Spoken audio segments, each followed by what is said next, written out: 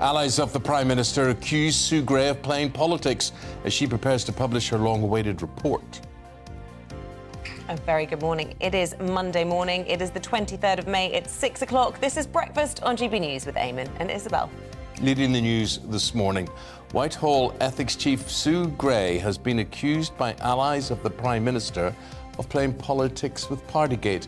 The comments come ahead of the release of her much-anticipated report. It could be published as early as tomorrow.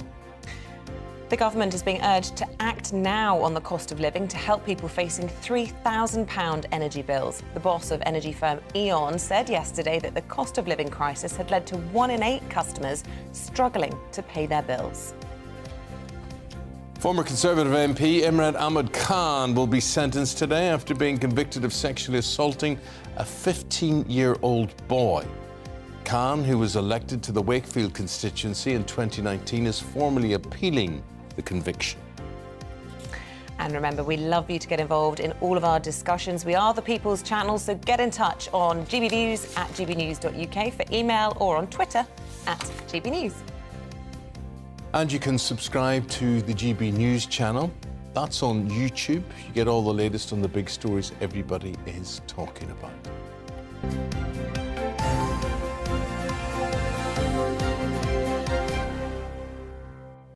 Right, so the top story today is that sources close to the Prime Minister have accused Sue Gray of playing politics with Partygate. So the Whitehall Ethics Chief is, of course, currently putting the finishing touches to her report, but Conservative insiders are now questioning her neutrality amid accusations that she's been briefing against the Prime Minister.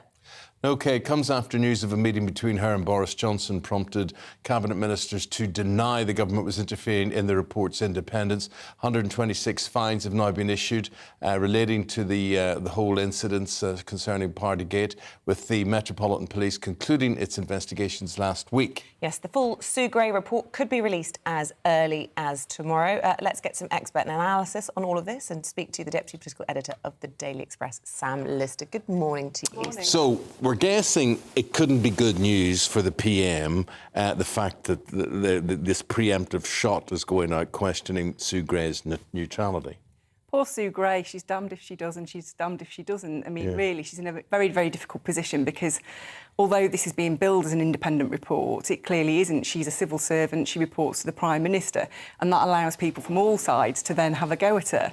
And that makes it very difficult for her. But I think even Labour yesterday, even Labour frontbenchers Pat McFadden, he was saying, you know, this is a woman who is beyond reproach. She has a very long-standing career in Whitehall. She's known for being absolutely impartial and dogged when it comes to this kind of thing. So I think, you know, for people to anonymously attack Sue Gray, it's pretty low. There's some politics at play, but you suspect it's possibly from the other side rather than from her. I just want to know, you know, this report much anticipated, but the big question mark about what will actually be in it, and reports over the weekend that there will be gruesome, and I quote, gruesome detail. We're talking about CCTV images, photographs. Lots of people speculating that actually the fines haven't really bothered people too much. The report itself might not, but would people perhaps respond badly to seeing pictures of people swilling drinks inside Downing Street during lockdowns? Well, there's around 500 pictures and CCTV images that have been examined during this investigation. I think it's highly unlikely that all of those will go into this report. You'll just get a few selected images. I think there's some sense in number 10 that actually it might be helpful to number 10 for people to see some of these images, because it won't show people congering round Downing Street. It will show Boris Johnson in a suit addressing staff, and that might be helpful to him. But actually, I don't think we're going to learn an awful lot new from the report, but what we will do is have a massive document laying out every single thing that's happened in Downing Street during that period. And that will be very difficult to see in black and white for people who lost loved ones during that period.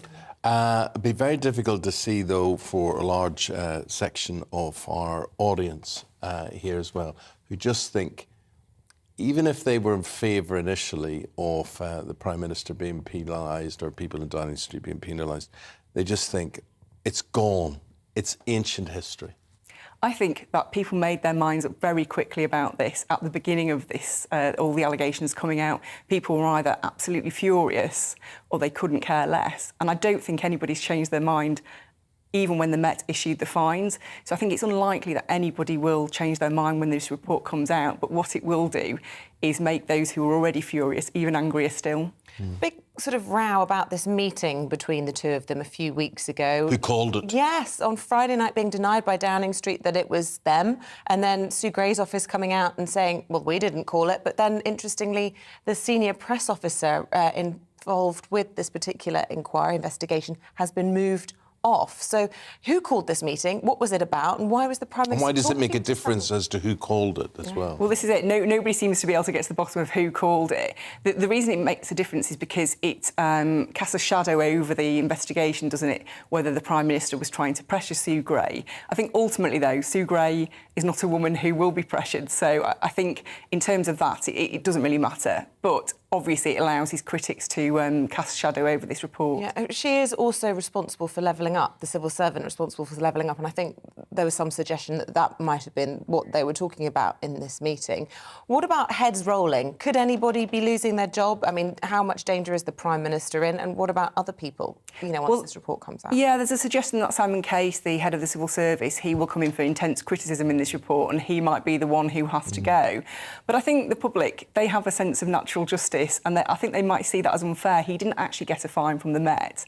And I think people will see it as... People do have this sense of fair play.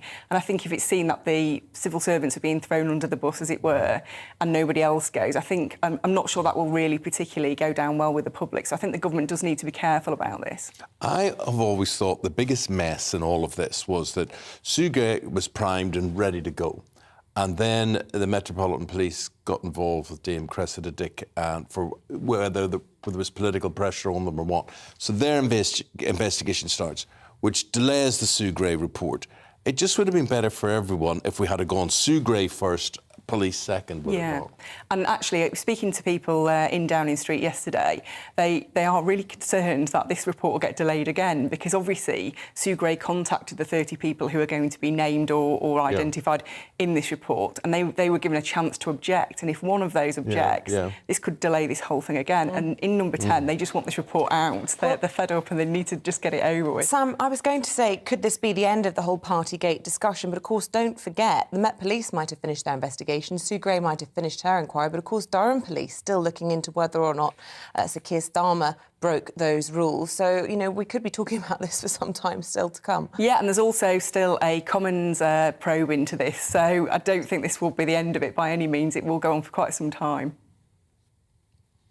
Sorry, just drinking a cup of coffee there very briefly. Energy bills on the front of the papers. Head of Eamonn being interviewed over the weekend. We just were saying in our headlines, 1 in 8 people could be facing an inability to pay their bills already and expecting that to go up. And meanwhile, this debate about whether or not windfall tax is the solution raging. Seems to be a row, if the papers are to be believed, between the Chancellor and the Prime Minister on how they would spend their spoils if they were to introduce the tax. Yeah, a windfall tax, it's very kind of controversial. People either love it or hate it. And within the Conservative Party, the Cabinet is deeply split over whether this would actually be a good move. I think they think that actually it's a one-off quick fix and doesn't really solve any of the problems. Well, what they're really saying to all these companies, isn't it? Spend some of this money, show that you're spending some of this money, give us some jobs back in this, give us some taxes back in this, and then we'll leave you alone. That's exactly it. But the thing is, the public, about 80% of the public are in favour of a windfall tax, and that makes it very hard for the government to resist. Ultimately, you want to kind of keep voters happy, and at a time of deep pain like this, they do need to be seen to be doing something. The Eamonn boss yesterday, Michael Lewis, I mean, his interview yesterday was quite terrifying. Already 20% of his customers are in fuel poverty, and that's when 10% of your or more of your income, disposable income, is spent on energy bills. He's saying that will double to 40% in October, and bills could reach £3,000. All these energy companies all want to appear green and cuddly, and that they're lovely friends of the planet and whatever. Surely their main obligation now is to have a social responsibility to their customers and say, this unexpectedly, all these extra profits have come to us unexpectedly. If we are really green and cuddly and loving and whatever, we should be helping you now, our customers? He's saying that actually that they just cannot cope on their own and they need government to help and intervene in a significant manner, that the energy companies can't deal with this on their own alone. So I think the government is going to have to respond, but from what I was told yesterday, it might take some time. And I suppose the debate on the windfall tax, is it actually the most effective way to help those people that you're talking about? Or, as some people have been suggesting, a cut in VAT would actually be the quickest way to help the poorest? Yeah, I think the VAT cut would be popular, but it would only be quite a small amount of money. And we had George Osborne late last night talking about he would just send cheques to people on low and middle incomes, just send a cheque in the post to help people out. And I think, given how hard things are going to get, I mean, things are bad now, but you wait till the winter when people are really struggling to keep warm and eat. It's going to be very, very difficult. George Osborne, he's the man full of ideas to retrospectively tax people, go back 10 years in their lives and take tax. So, I mean, I always say about all of them, and whatever colour you think I am, blue or red or whatever it is, I am equally dismissive of all of them. All of They've got them. a tough job to do. I always They have a tough job to do, but the system is broken, Yeah. and someone's got to look at the system, because we're not getting the politicians we deserve, one of whom we're going to talk about very shortly. For the moment now, Sam, thank you. You go through the papers and see what else is happening political-wise, and we'll see you later on the programme in an hour's time. Brilliant. Thank you. Thank you very much. OK, the time is 11 minutes past 6. Let's bring you up to date on this morning's headlines. And the government's advised that people at high risk of catching monkeypox are to isolate for 21 days. The UK Health Security Agency says anyone who's had unprotected direct contact with a confirmed case shouldn't travel and should avoid pregnant women, children and the immunosuppressed. Am I right in saying we're going to talk about that later? Yeah, we are. Yeah. There's Boris Johnson. He says many Ukrainian children have seen or experienced things no child should have to witness. It was a letter to the children of Ukraine. He said he believes Ukraine's going to win the war and children should be proud of their country, their parents and their soldiers. Experts say traditional retailers pay 755% more in business rates than their digital competitors.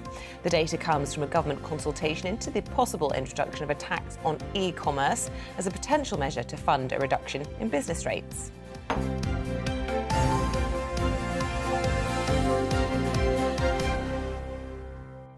Talking about that, so e-commerce and all things they move in, they take the market, they take all the profits, they do business in a different way, and the traditional people are left high and dry, a long way behind, taxed by an archaic system. So what do you think about e-commerce? You know, text us and tweet us at GB News and let us know, should they have to pay a bigger share and what you may term a fair share? Yeah, absolutely. We're also talking this morning about sandwiches. It is British Sandwich Week, and when we were talking about this in the newsroom before the show, I sort of shrugged my shoulders and I thought to myself, I'm not really a sandwich lover. I don't really know why we're all so obsessed with I know sandwiches. why you are, because you have the flattest tummy of anybody I've ever seen. I'll take that. And you're aware if you eat bread, your tummy will not be so flat. No, because I will eat a sandwich, but I like an open sandwich. Ooh. So I'd like cheese on my bread with some bits and bobs, but I don't like the sort of squishing it all in. I think it harks back to when my mum used to make cucumber and Marmite sandwiches in my packed lunch, and by the time I got to lunchtime, they were soggy. So I'm not into sandwich, unless it's a bacon sandwich when it's the weekend. Who normal eats cucumber and what, Marmite? That's quite normal, is it not? No, Isabel, that's so not normal. What? Your life, honestly, what you think is normal. Anyway. What's a normal sandwich to you? Well, normal sandwiches like ham or cheese or tomato. That's nice. There's nothing as nice as a nice fresh tomato or sandwich. as you would choose to call it, would also have the same impact on the bread. But that's why you wouldn't. That's why you wouldn't bring it in a lunchbox. Right, you put it in separately. No, you would just eat it there and then. There's certain sandwiches that have to be like beetroot sandwiches. You have to eat them there and then. You can't let all the. But here's the other thing: the trouble with sandwiches is bread. Yes, you're right. Not cheap white bread, which is Anything lovely. with a bit of focaccia is fine by me. Crusty bread's fine, but any of those fancy breads, you can forget that. Sourdough sandwiches. Oh, I love sourdough. Well, why? It breaks your teeth. It cuts your gums. It does. It's hard. Yeah. It's it keeps harsh. the kids busy for ages. Yeah, it's not even nice. It is crusty nice. bread is lovely. Oh, I do. Yeah, freshly baked. Lockdown throwbacks. I mean, didn't you just love that phase of lockdown when everyone was making fresh bread? See, I do like bread. It's nothing to do with being anti-bread. I'm just not into sandwiches. Anyway, big debate. Let us know your thoughts. What's your favourite sandwich? Or, like me, are you a bit sceptical of them in general? Well, I think Supermarket sandwiches. The worst. Give sandwiches a bad name. Yeah. Awful. There's nothing tasty. There's nothing delicious. That's also there's why I nothing think I fresh. went off them. I think you're quite right. Yeah. But if you're going to make a sandwich, do it yourself, and you'll just savour the benefits of it. Yeah. So, I mean, I could think of potato crisp sandwich. Oh, that is good. That is good. Potato Yeah, crisp that is good. A potato crisp. Sometimes with tomato. Sometimes I like cheese and onion. Sometimes I like bacon. A bacon sandwich. I mean, no, I can't smoky deny. bacon. A bacon sandwich is the most ultimate indulgence. Well, we will be speaking to a royal chef later in the programme, or hearing about a royal chef, I'm not sure which, who can tell us exactly how the royals like a bacon sandwich. Very good. Stay tuned away for that. What way do you like? What do you mean, like a bacon sandwich? There's only one way to have it. I mean, you mean like with ketchup on it, or Well, no. Whether you like, streaky bacon or Streaky. back bacon, whether you want it crisped within an inch of its life, like I like it, or do you Yes. like it a bit fatty, which I just can't bear. But, I like a bit of fat. no, I do too, but I like it so I don't see it. Yeah. Okay. Gosh, we could talk for a good 15-minute segment So on it's this. British Sandwich Week. How do you like yours? Tweet us at GB News. Maybe even send us a picture Yes, of your sandwich. indeed. Might be a good idea. gbviews@gbnews.uk on the old email. Now, 16 minutes past 6. Sorry, yeah, we were talking to Sam Lister from The Express a little bit earlier about the sort of politicians. Do we get the politicians we deserve in this country? And that brings us on to this next story. The former Conservative MP, Imran Ahmad Khan, is due to be sentenced today after being found guilty of sexually assaulting a teenage boy in 2008. So he was expelled from the party within hours of his conviction. He later resigned from Parliament. That triggered a by-election in Wakefield, and that's going to be held next month. Well, our political correspondent, Tom Harwood, has this report into the story. I'm here because I'm standing for Parliament. For a while, Imran Ahmad Khan appeared to be the potential darling of the Conservative Party. He was a committed Brexiteer, the grandson of a miner, a father born in India. He seemed to represent a new conservatism, one at ease with modern Britain. He was Wakefield born and bred, and in 2019 finally managed to defeat that constituency's long-standing Remainer MP, Mary Cray. Great to be back. Great to start the campaign. The seat had been Labour-controlled since 1932. I will do it again, but I'll do anything for the constituents of Wakefield. Morning, sir. But last year, Khan was charged with a historic sexual offence, accused of groping a 15-year-old boy in 2008. The victim said he'd felt scared and vulnerable as Khan forced him to drink, watch pornography, and then attacked him. The jury decided he was guilty. Following his conviction, it took around 3 weeks for Khan to finally submit his letter of resignation. It's thought that he collected his MP salary in full for the month of April. But for many here in Westminster, the real scandal is the culture within the buildings behind me, the seemingly endless stream of sexual assault allegations, and ultimately the character of those whom we elect. Amazingly, despite his crime, Khan was supported by a fellow Tory MP, triggering a fresh row. Former committee chairman Crispin Blunt later said he'd step down at the next election. I do think that in every walk of life you will come across people whose behaviour is not what you would expect, it's not appropriate, and it doesn't just live in Westminster, in other businesses as well. But it's what we do about it, and unfortunately we've seen a slew of complaints being made against sitting members of Parliament and no real plan as to how we're going to protect the people that are working there. Mr. Khan has no comment. Since Khan's conviction, a string of new claims have emerged about the conduct of other MPs. Any word for your victim, Mr. Khan? Yet more exasperated questions about how to fix Westminster's rotten culture. Tom Harwood, GB News. 19 minutes past 6.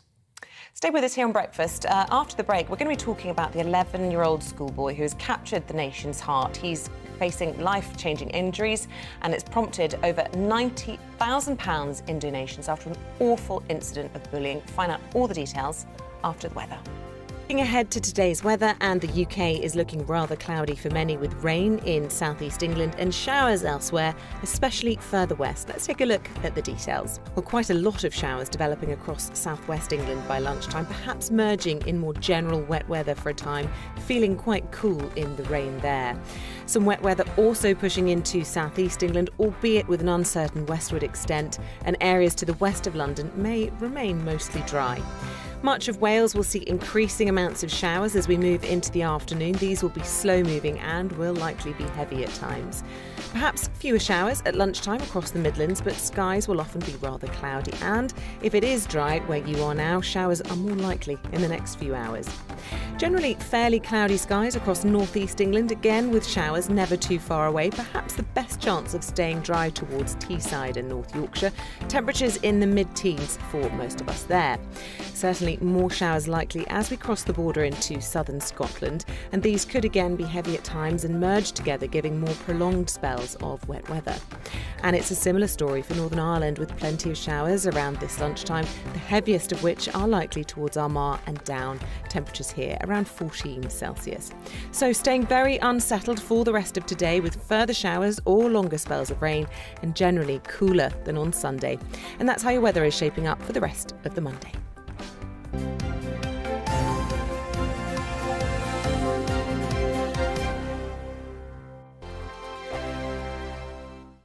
Every morning from 6 o'clock, we'll wake you up with GB News Breakfast with all the stories you didn't know from the night before. So whether it's serious news, entertainment, or your own news from all over our great nation, we're here to kick off your day with a smile. The national media should be reflecting and reporting what's happening here. You will notice the northwestern accents.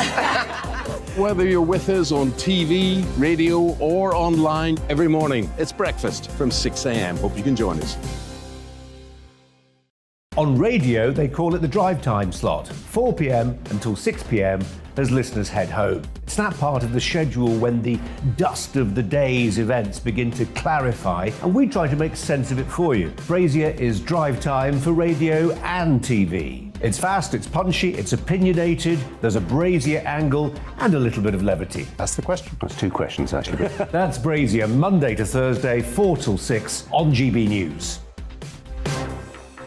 Hello, I'm Michelle Jubilee, and you can join me every weekday 6 till 7 on Jubes and Kerr. Me and my panel will get stuck right into the day's events, and I can tell you, in fact, I can warn you, expect some robust debate, some strong opinions and perspectives from both sides of the fence. It's about you at home as well. I love to read out all of your comments, or at least as many as I can. So join me, Michelle Jubilee, Monday to Friday, 6 till 7 on Jubes and Kerr.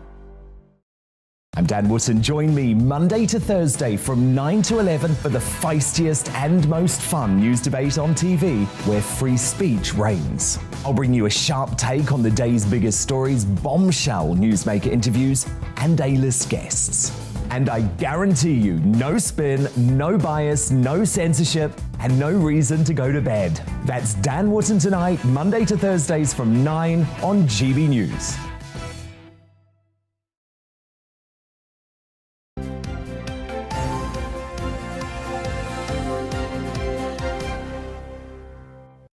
Got some breaking news.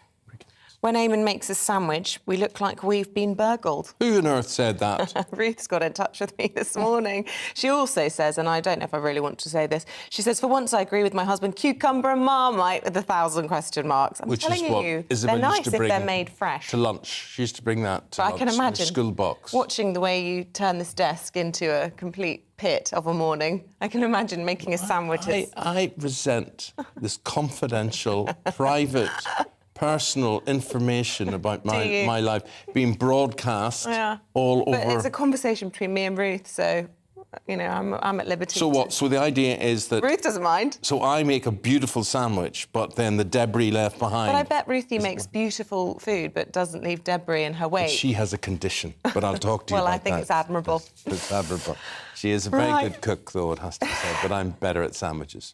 Still to come on the programme this morning, we'll be on your doorstep. It's Witham in Essex, OK? 6:45.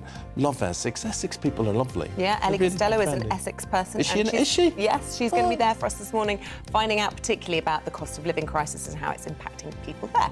Also coming up in the next hour, we meet 3- and 5-year-olds selling sweeties to raise money for Ukrainian people. And they'll be here in the studio alongside their very proud mum at 7:15.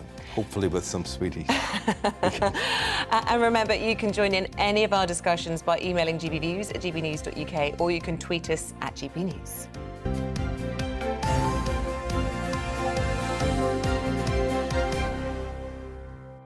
We've got a disturbing story now, a bullying story. This is a story of an 11-year-old lad who lost his finger after being attacked by bullies. And the whole story's gone viral after his mother posted a GoFundMe page asking for donations to give him a prosthetic finger. We'll tell you how that happened shortly. Yes, thousands of pounds have been donated after many people have been touched by his story, including the Education Secretary, who shared his own stories of being bullied as a child over the weekend. And today, boxer Anthony Joshua and footballer Jadon Sancho have been reportedly sending messages of support. That's according to the boy's mother. So in the studio now, Tessie Ojo.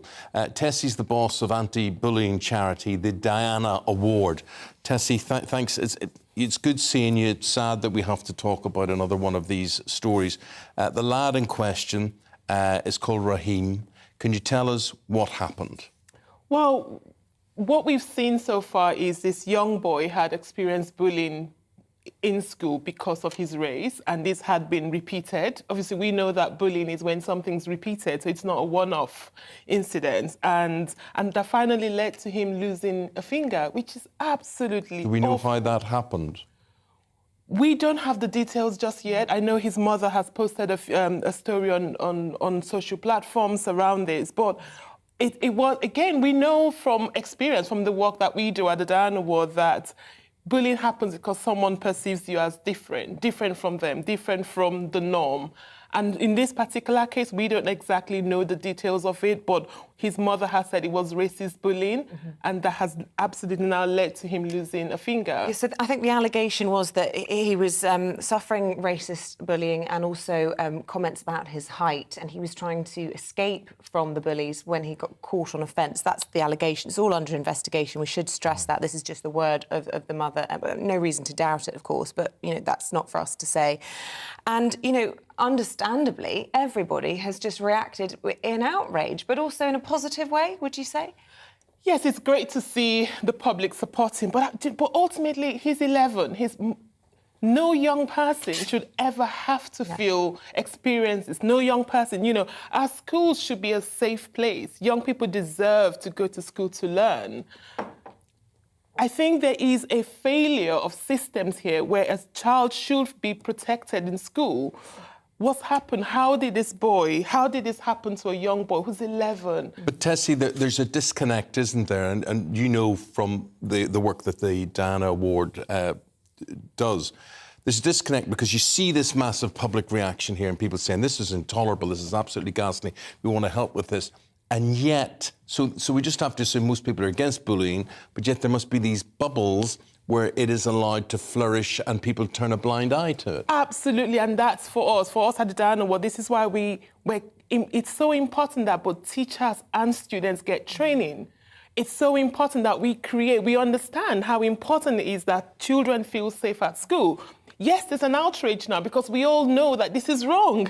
But what happens when children go into school? As parents, as grandparents, whatever our response, how are we talking about the values of respect and kindness? How are we pushing these values down so that young people understand that, look, we have to respect each other. We cannot go into schools and it's not free for all. You cannot be unkind to people because there's repercussion. It has consequences. Tessie, I'm touring schools at the moment, and you know, one of the first things I try to get to the bottom of is, does this feel like a kind environment? Does this feel like children are happy here? But it's almost impossible to say there's no bullying in any school. And I think it's sometimes very easy to blame schools, to blame institutions for not making it a safe environment. At the end of the day, you know, parents have to take responsibility. 100%. And quite often, I think, in these but you sorts would be horrified if, as a mother, as a parent, your child was involved in this. So I wasn't criticising teachers so much there, as we all say, oh, that's terrible. But then if my little Johnny is leading the charge against all of this, that reflects back on you as a parent. But I think there's always a risk that these children who are bullies have got things going on at home as well. Oh, absolutely. There's that saying that says hurt people hurt others. There's absolutely no doubt. But also we have to come to a place where it's zero tolerance, where we have to have almost a written consent, an agreement that whatever's going on outside of our lives, we must ultimately be kind to one another. And I think there is a duty, both from parents and teachers and the entire ecosystem, governors and everyone, where we're saying our schools should have zero tolerance to any form of behaviour. Young people deserve to go into school to learn and not to be afraid. We know that 1 in 2 children experience bullying, and that's just not right. Well, what is right? Tessie, I'm going to ask you something quite controversial, right? This is to do with me, right? And I mean, through life, I have been bullied, but I know how to deal with it. I know exactly how I deal with it. I know how to learn how to deal with it from my growing up in Belfast. The whole thing now is to tell your children, Isabel's got 2 adorable children who are quite innocent in many ways, and you worry about them being innocent going out into the world. I've always worried about that with mine. And they're taught at school to be kind. My point is, not everybody else is kind. And if you teach your kids to be too kind, surely then they become victims. So my dilemma is, see, you're shaking your head there. Yeah. Right, okay. Right, what's your... So I get what you mean, but I think that we cannot go around telling people to reiterate that cannot happen. This is where I talk about if we all collectively understand the impact of bullying, if we educate. Sometimes people, I know from our work at the Diana Ward, that sometimes young people say, I didn't realise what I was doing was going to have this effect. If we educate young people are incredible when they understand. They are peer educators. They can educate their peers. They can deal with it in a way that, in a vernacular that their peers understand. But if we both train young people and teachers and the entire ecosystem, then we create a system that becomes kind, and it doesn't rely on the one kind person to create the atmosphere that works. So it's for us at the Diana Ward, we believe it's about the collective. Everyone needs to be bought in, but also there has to be an agreement, a consent that says zero tolerance. Absolutely zero. Because if that happens, then it means that even as a parent, you know that if your child is the bully, there'll be consequences.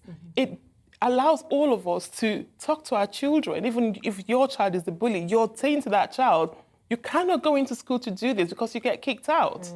Okay, Tessie Ojo, fascinating talking to you.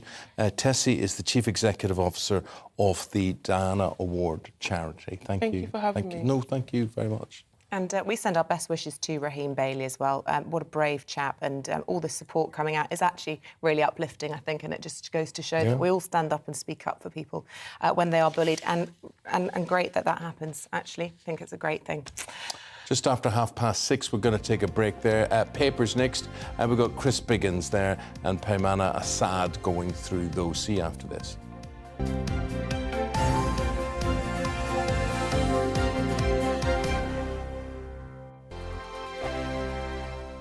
Every morning from 6 o'clock, we'll wake you up with GB News Breakfast with all the stories you didn't know from the night before. So whether it's serious news, entertainment, or your own views from all over our great nation, we're here to kick off your day with a smile. The national media should be reflecting and reporting what's happening here. You will notice the northwestern accents. Whether you're with us on TV, radio, or online, every morning, it's breakfast from 6 a.m. Hope you can join us. On radio, they call it the drive time slot, 4 p.m. until 6 p.m. as listeners head home. It's that part of the schedule when the dust of the day's events begin to clarify, and we try to make sense of it for you. Brazier is drive time for radio and TV. It's fast, it's punchy, it's opinionated, there's a Brazier angle and a little bit of levity. That's the question. That's 2 questions, actually. That's Brazier, Monday to Thursday, 4 till 6 on GB News. Hello, I'm Michelle Jubilee, and you can join me every weekday 6 till 7 on Jubes and Kerr. Me and my panel will get stuck right into the day's events, and I can tell you, in fact, I can warn you, expect some robust debates, some strong opinions and perspectives from both sides of the fence. It's about you at home as well. I love to read out all of your comments, or at least as many as I can. So join me, Michelle Jubilee, Monday to Friday, 6 till 7 on Jubes and Kerr. I'm Dan Wootton. Join me Monday to Thursday from 9 to 11 for the feistiest and most fun news debate on TV, where free speech reigns. I'll bring you a sharp take on the day's biggest stories, bombshell newsmaker interviews, and A-list guests. And I guarantee you, no spin, no bias, no censorship, and no reason to go to bed. That's Dan Wootton tonight, Monday to Thursdays from 9 on GB News.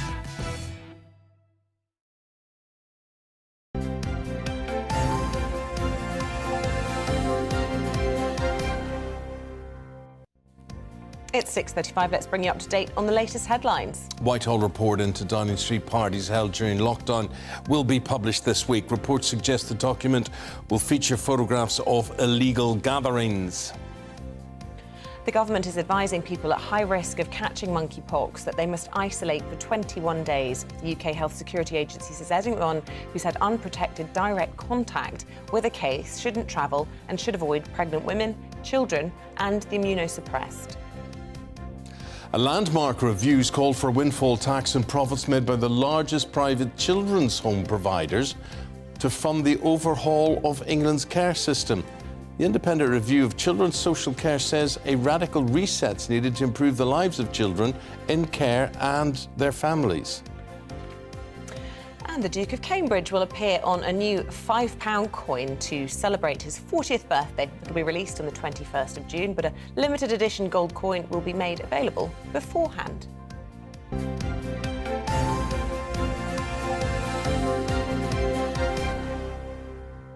Confused, a £5 coin?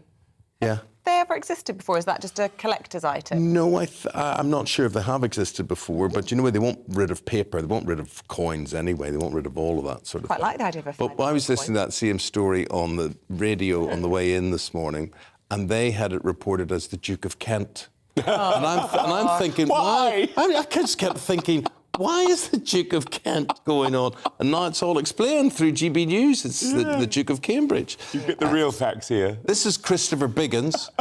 He will be reviewing the papers today, along with this lady on the other side of us here is Paymana Assad, who is a Labour councillor. Paymana, where are you a Labour councillor? I'm in Harrow, London Borough of Harrow. In Harrow, OK, in London. And you want to start with the front page of the Times, and it's talking about fuel poverty, and I'm sure this is something that you have to deal with or hear about firsthand. Yeah, I hear about this constantly from my own constituents, but this is on the front page of the Times. It's about fuel poverty predicted to hit 40% of UK households.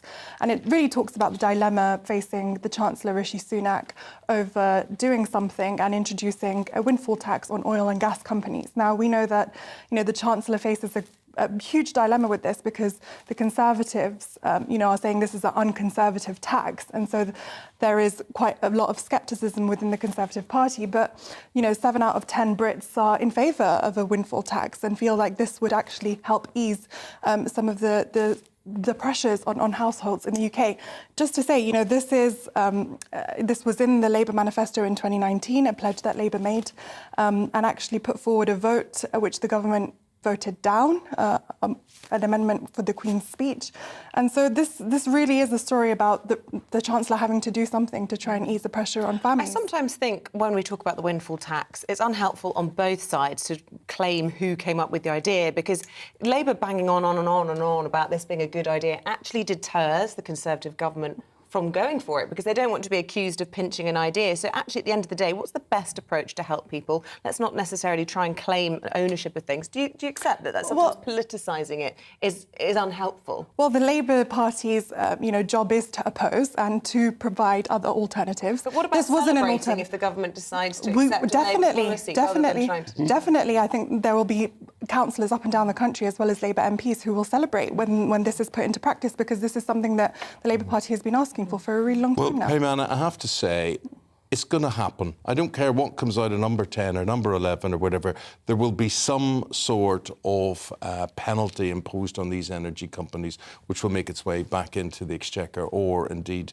how would you like, that's the whole point, how would you like to see this implemented? If there was a windfall tax, immediately, what is the best way to distribute it? I think that we need, especially families on low incomes who are struggling to pay, gas and electric bills, this money needs to be distributed to those families. I mean, I have constituents who are really struggling, who can't keep their homes warm right now. How did they do that? I mean, Isabel was saying, why don't you just cut VAT on their energy bills? I think sometimes it's really important that cash is given direct into people's hands, because they know how best to use that.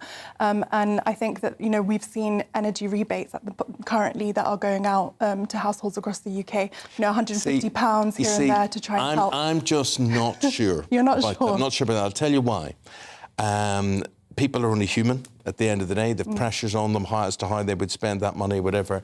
If it's your fuel, your energy bill you've got difficulty paying with, why not just make your energy bill less? Absolutely. That's what I would say. Seems logical, doesn't it? It was embarrassing yesterday, wasn't it, in the Times, when our Chancellor was in the rich list. Yes, yeah. That couldn't have been too good for him. No, that's not a good look. Well, and I think that's the point, isn't it? Is that people at the top seem to be OK with high prices and inflation in the country at the moment, but there are people really struggling, not only to put food on the table for their kids, but also to heat their homes and put a roof over their head. Disgusting. Disgusting. Good word. Right, where are we at with Partygate, Krista? I mean, where are you I'm so bored with this all. Anyway, but PM allies accuse Sue Gray of playing politics, which I think she definitely is playing politics. But I think there could be. On the eve of the Partygate report, they blast toxic briefings and insist it was her who requested that meeting with Boris. I mean, will it ever end? I mean, it just goes on and on and on. Why shouldn't she request a meeting with him to say, look, here's how it's looking, this is who we're going to name and shame? It may be him, it may not be him, but it's a sort of courtesy, is it not, to say, here's what's coming? Yeah, of course, but then, of course, the implication was that he had organised that meeting. Mm-hmm. So, once again, another arrow in his heart. I mean, So you're over it. You don't care who was right or wrong. No. Right, we'll forget it now. Yeah. Move on. Move on. There are lots more important things happening, like people starving and not being able to heat their own homes. Mind you, such lovely weather at the moment, you don't need to heat your home. Our heating is off. Yeah, and we'll come on to the weather in one of our latest stories. Eamonn, I want to talk about a story, really interesting story, caught my eye on the front of the Telegraph this morning. We've been talking so much about the war in Ukraine, its impact on the story. We were just talking about the cost of living, and specifically it's grain, and of course Ukraine known as the food basket of the world. They're coming up with a new suggestion, though, to try and help the crisis as a result of this grain shortage. What are they suggesting? So I think this story is about new gene-edited wheat being introduced into the UK to try and help the wheat production in the UK and food supplies. So GM, basically. Yeah, within the UK. And I think it's because we rely so heavily on imports of food. And I think this is a really good direction that we're trying to go into to try and make us more, self-sufficient with our food supplies. Yeah, I mean, everybody, it's like all these things, we see the sense of it. Oh, we shouldn't be dependent on a global economy and whatever, but we'll go back to it. When things normalise, we'll go back to it. But I do think that what comes out of here is grow your own stuff for your own people, support your own farmers as well. I mean, if we are allegedly green, why are we taking avocados from Brazil or whatever it happens to be? We either genetically make them here or we don't have them at all. What do you think about GM food, though? Are you happy I think with it's a great idea. Modified? I think yes, I think it's a good idea. Yeah, I think we're at a stage now where so many things are modified through science, and we don't, and for the better. Why couldn't you sort of grow an apple? Or a disease-resistant apple or whatever as a result. I mean, I am against... I'm more in favour of genetically modified food than cheap, awful food from fast food outlets. But I do think globalization... often the people who protest against this, Paimana, they're not treated seriously because maybe it's the way they go about things that alienate people. But there is a message here. On the globalization thing, I think that, this is about, companies being able to make or produce their own products or whatever it is that they're producing at a low cost. And this is usually outsourced to different countries. But this has been impacted due to the pandemic, due to the war with Ukraine. And so now and also geopolitics, US-China tensions and various different things happening within the political world. So most companies are now looking at this in terms of bringing the supply chain, bringing that production more closer to their customers, i.e. producing in the UK and selling to customers in the UK. But I think that will have an added effect in terms of, increased prices, maybe inflation on levels. But in the long run, GM modified food, I mean, you look at it, we talk about climate change and how it's going to affect Africa, for instance. I mean, if you're able to grow crops that are disease resistant and require less water and can feed the local population, we're only doing good. Absolutely. See, it's so obvious, isn't it? I mean, it's a no-brainer. Yeah. That's what we should be doing. When you woke up this morning, was it a no-brainer to wear that? We obviously... I know. Well, I rang you, didn't I, Isabel? I said, what colour are you wearing What are we going to do for No, I'm off to the flower show today, which is a great honour to go to the press morning, which is fantastic. And I'm meeting... Do you know anything about flowers? I love flowers. Do you? If I was rich, I would have flowers delivered every day. Oh, me too. I think they're just wonderful. I just love flowers. Me too. They just make me happy. Yeah, my they husband brighten says, up the why day. spend this money because it dies? Oh, it's new. I get so much pleasure from it. And we should just say, anyone listening on the radio, Christopher Biggins is wearing the most stunning, is it sort of linen weaved suit? Doesn't matter what it is, it's pink. It's pink. Bright pink suit with a pink tie and almost a pink It is a pink shirt, yes, oh no. Pinkish glasses. Yeah. What colour are the shoes, Eamonn? It's right No, they're blue. Navy blue, lovely. Navy blue, but white knickers. And I'm meeting my friend Dame Joan Collins, who it's her birthday today. Is it? Yeah. Happy birthday, Yes, Joan. yes. Today. That would be very nice. We could have a glass of something or other. We'll look forward to the pictures in the papers. Yeah, let us know tomorrow. if your friend, Yeah, Her Majesty, makes an appearance. She often would arrive on the Monday, wouldn't she? Or is that the but she Tuesday? arrives in the evening, Right. in the grander, when the people who need to be there. We're sort of the what are we? We're the common people who go in the morning and have a look round. The common people there on the preview day. Yeah, exactly. Now, here's a story I didn't understand as we were delivering it there. What is this children in care story in the Daily Telegraph, Chris? I agree with you, too. I couldn't quite understand it. It says, make growing up in care home a protected characteristic. It's saying growing up in care should be a protected characteristic. The equality law, like being gay or disabled, the government's care SAR has said.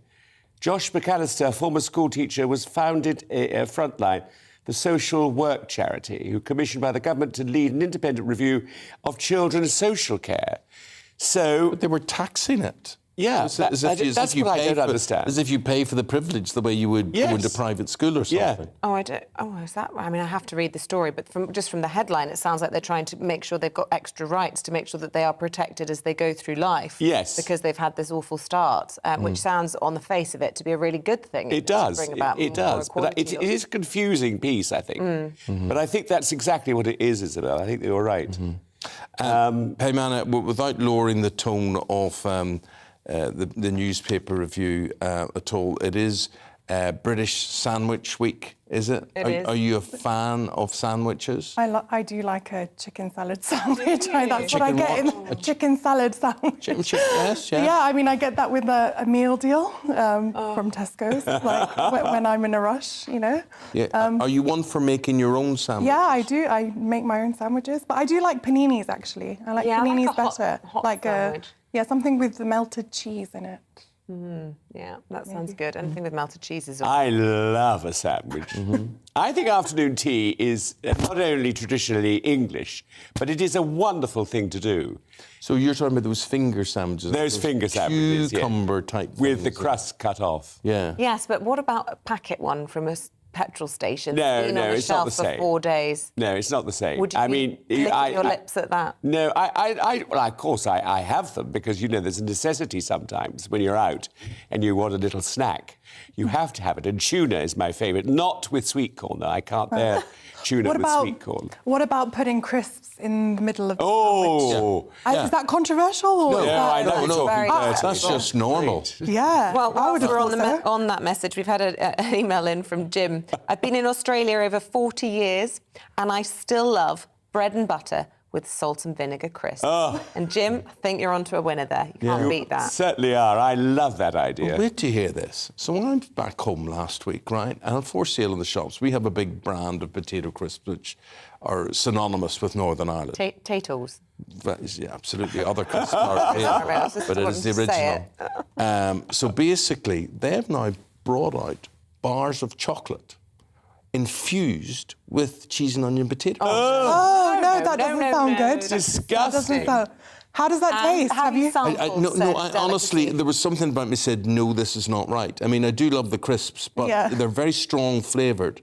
And I thought to myself, I can't take the idea of the chocolate and crisps in the onions and chocolate, for goodness sake, whatever next. Have you had a deep-fried Mars bar? No, I've never. You see, they're actually rather nice. It's a very Scottish thing. But they're quite delicious, and they're done in a batter. Yeah. So the calories are just 1.5 million per bite. But I think anything done in batter... I agree, probably. It's probably really bad. Heart attack central, but probably a bit of guys, joy. for the moment, thank you very much indeed, Christopher and Paimana there. The time is 10 minutes to 7 on your doorstep very shortly after we bring you up to date with the news. So a former Tory MP is to be sentenced today for sexually assaulting a 15-year-old boy. Imran Ahmad Khan was kicked out of the Conservative Party and resigned from the Commons after he was convicted at Southwark Crown Court last month. A reduced timetable for ScotRail trains begins this morning, with a third of services being cut. It's because of a dispute with union members who are refusing to make themselves available for overtime. Manchester City says they'll ban a football fan for life after he attacked Aston Villa's goalkeeper. Thousands of home supporters stormed the Etihad Stadium pitch after City sealed the Premier League title yesterday. Robin Olsen was hit in the head, but Villa have released a statement saying Olsen is, luckily, completely fine.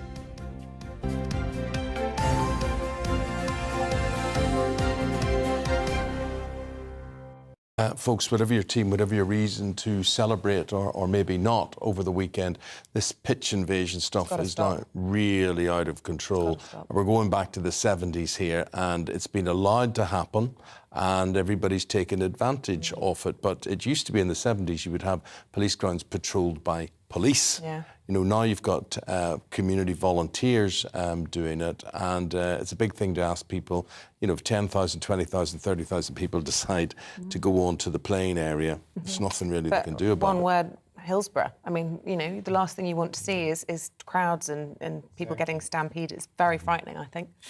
Right now, with the time at 8 minutes to 8 o'clock. 7 o'clock? 7 o'clock even. I was just wishing your my life away. It's time for On Your Doorstep.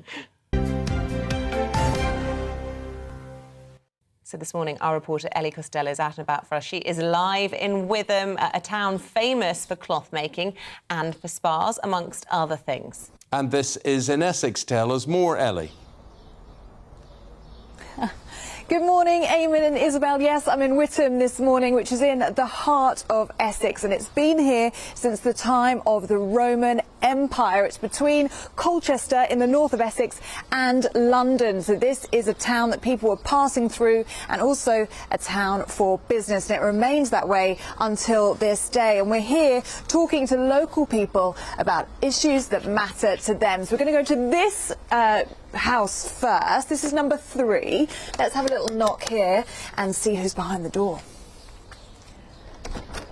Hello, you are live on TV and on radio. Breakfast with Eamonn and Isabel. Do you want to introduce yourself? Hi, I'm Emma Burgess. Would you like to come in? Yes, please. We'd love to come in. Thank you so much. I'll take off my shoes, shall I?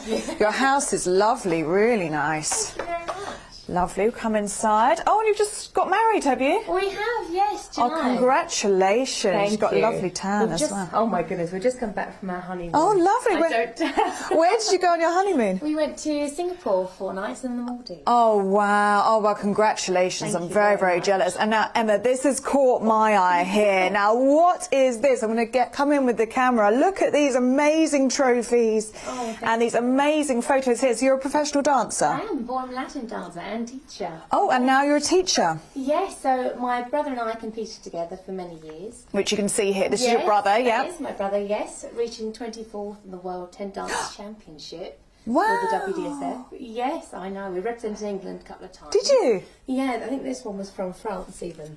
That is was in the Afghanistan amazing. competition. So we've gone all over the world with it, which has been... Wow, so 24th in the world. So we are in the company of a real professional here. This is amazing. And now you run your own dance school. Have I got that right? Yeah, so my mother, my brother and I, yes. So it's called Starlight Dancing. With a third generation, so my grandparents also competed, as did my mother, and now my brother and I. So yeah, we've all, it's gone through the family blood. Yeah, so we teach in Wickham Bishops, in Marks Tay, Tiptree, all over really. And what do you like about running a business in Witham? Are the people nice here? Oh, they're lovely. So lovely. And the great thing about, like, my location in particular, it takes 10 minutes to walk to the train station, and we can walk to go and have dinner, to go to a bar, which we did last night, which is lovely. It really is a lovely place to live. We're just talking about London as well. It's so close to London as well, which is fabulous. One last question for you, Emma, because this is the important story of the day. It is British Sandwich Week. What is your favourite sandwich? Either a ham salad sandwich or ham and cheese toasty. Oh, I think it's toasty. It's got to win that one. Absolutely. All right, Emma's going to spin us out. Back to you, Eamonn and Isabel. Thank you. Lovely to be in your house. Thanks for having us this morning. She's had some stardust on her cereal this morning to be that perky at this time on a Monday morning. Did she remind you of me? Exactly like you. That's Perkiness. exactly how you were in the makeup room this morning, doing spins and star jumps and goodness knows what. I'm talking about sandwiches. We're going to take a break. We're back top of the hour. Please do join us now. Looking ahead to today's weather, and the UK is looking rather cloudy for many, with rain in southeast England and showers elsewhere, especially further west. Let's take a look at the details. Well, quite a lot of showers developing across southwest England by lunchtime, perhaps merging in more general wet weather for a time, feeling quite cool in the rain there. Some wet weather also pushing into southeast England, albeit with an uncertain westward extent, and areas to the west of London may remain mostly dry. Much of Wales will see increasing amounts of showers as we move into the afternoon. These will be slow moving and will likely be heavy at times. Perhaps fewer showers at lunchtime across the Midlands, but skies will often be rather cloudy. And if it is dry where you are now, showers are more likely in the next few hours. Generally fairly cloudy skies across northeast England, again with showers never too far away. Perhaps the best chance of staying dry towards Teesside and North Yorkshire. Temperatures in the mid-teens for most of us there. Certainly more showers likely as we cross the border into southern Scotland, and these could again be heavy at times and merge together, giving more prolonged spells of wet weather. And it's a similar story for Northern Ireland, with plenty of showers around this lunchtime, the heaviest of which are likely towards Armagh and down. Temperatures here around 14 Celsius. So staying very unsettled for the rest of today, with further showers or longer spells of rain, and generally cooler than on Sunday. And that's how your weather is shaping up for the rest of the Monday. Tonight on GB News, at 6 it's Dubes & Co. 7 o'clock, Farage. At 8, join Mark Stein. And at 9, Dan Wootton Tonight, followed by Headliners.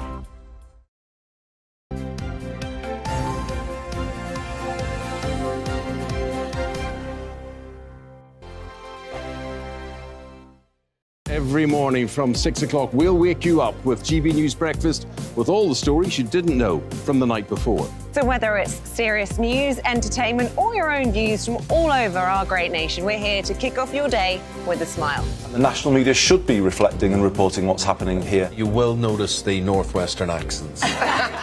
Whether you're with us on TV, radio, or online, every morning it's breakfast from 6 a.m. Hope you can join us. On radio, they call it the drive time slot, 4 p.m. until 6 p.m. as listeners head home. It's that part of the schedule when the dust of the day's events begin to clarify, and we try to make sense of it for you. Brazier is drive time for radio and TV. It's fast, it's punchy, it's opinionated, there's a Brazier angle and a little bit of levity. That's the question. That's two questions, actually. That's Brazier, Monday to Thursday, 4 till 6 on GB News.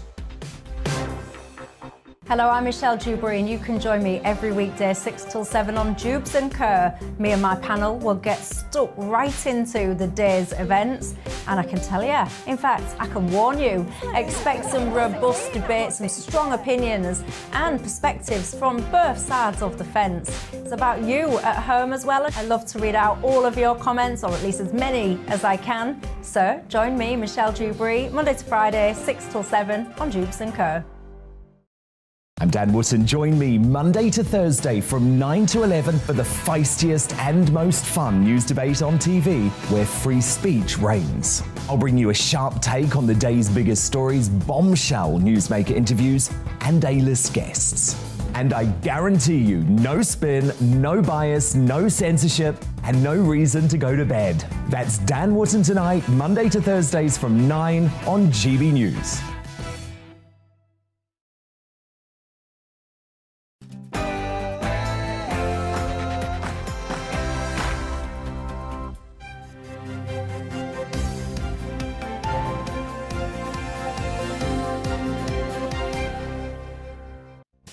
Sources close to the Prime Minister accuse Sue Gray of playing politics as she prepares to publish her long-awaited report.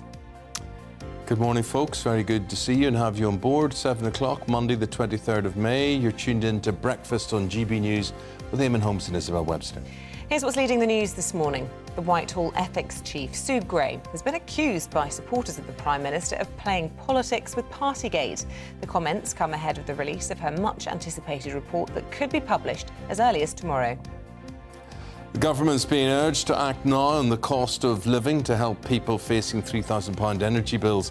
The boss of energy firm Eamonn said yesterday that the cost of living crisis has led to 1 in 8 customers struggling to pay bills. The former Conservative MP Imran Ahmad Khan will be sentenced today after being convicted of sexually assaulting a 15-year-old boy. Khan, who was elected to the Wakefield constituency in 2019, is formally appealing the conviction. Your views on any of the stories that we're leading with in the headlines, anything you want to discuss, you can email us gbviews@gbnews.uk or you can tweet at gbnews. And don't forget, you can also subscribe to our GB News channel on YouTube for free, and you'll find all the latest on the big stories everyone's talking about.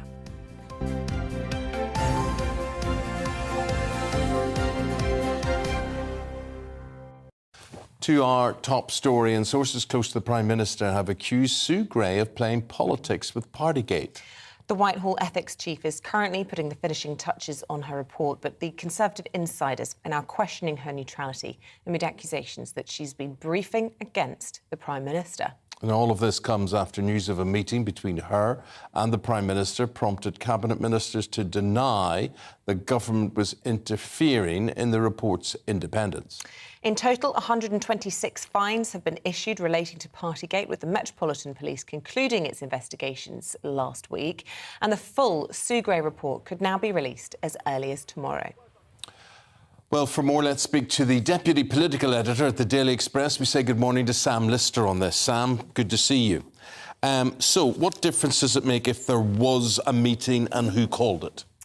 Well, it raises questions about the integrity of the report, whether the Prime Minister's been putting pressure on Sue Gray. And obviously, it's getting quite messy now. There's lots of briefings from different sides about quite how independent this report is. Obviously, Sue Gray is a civil servant. She's reporting to the Prime Minister, so she's essentially writing a report about her boss and then presenting it to her boss.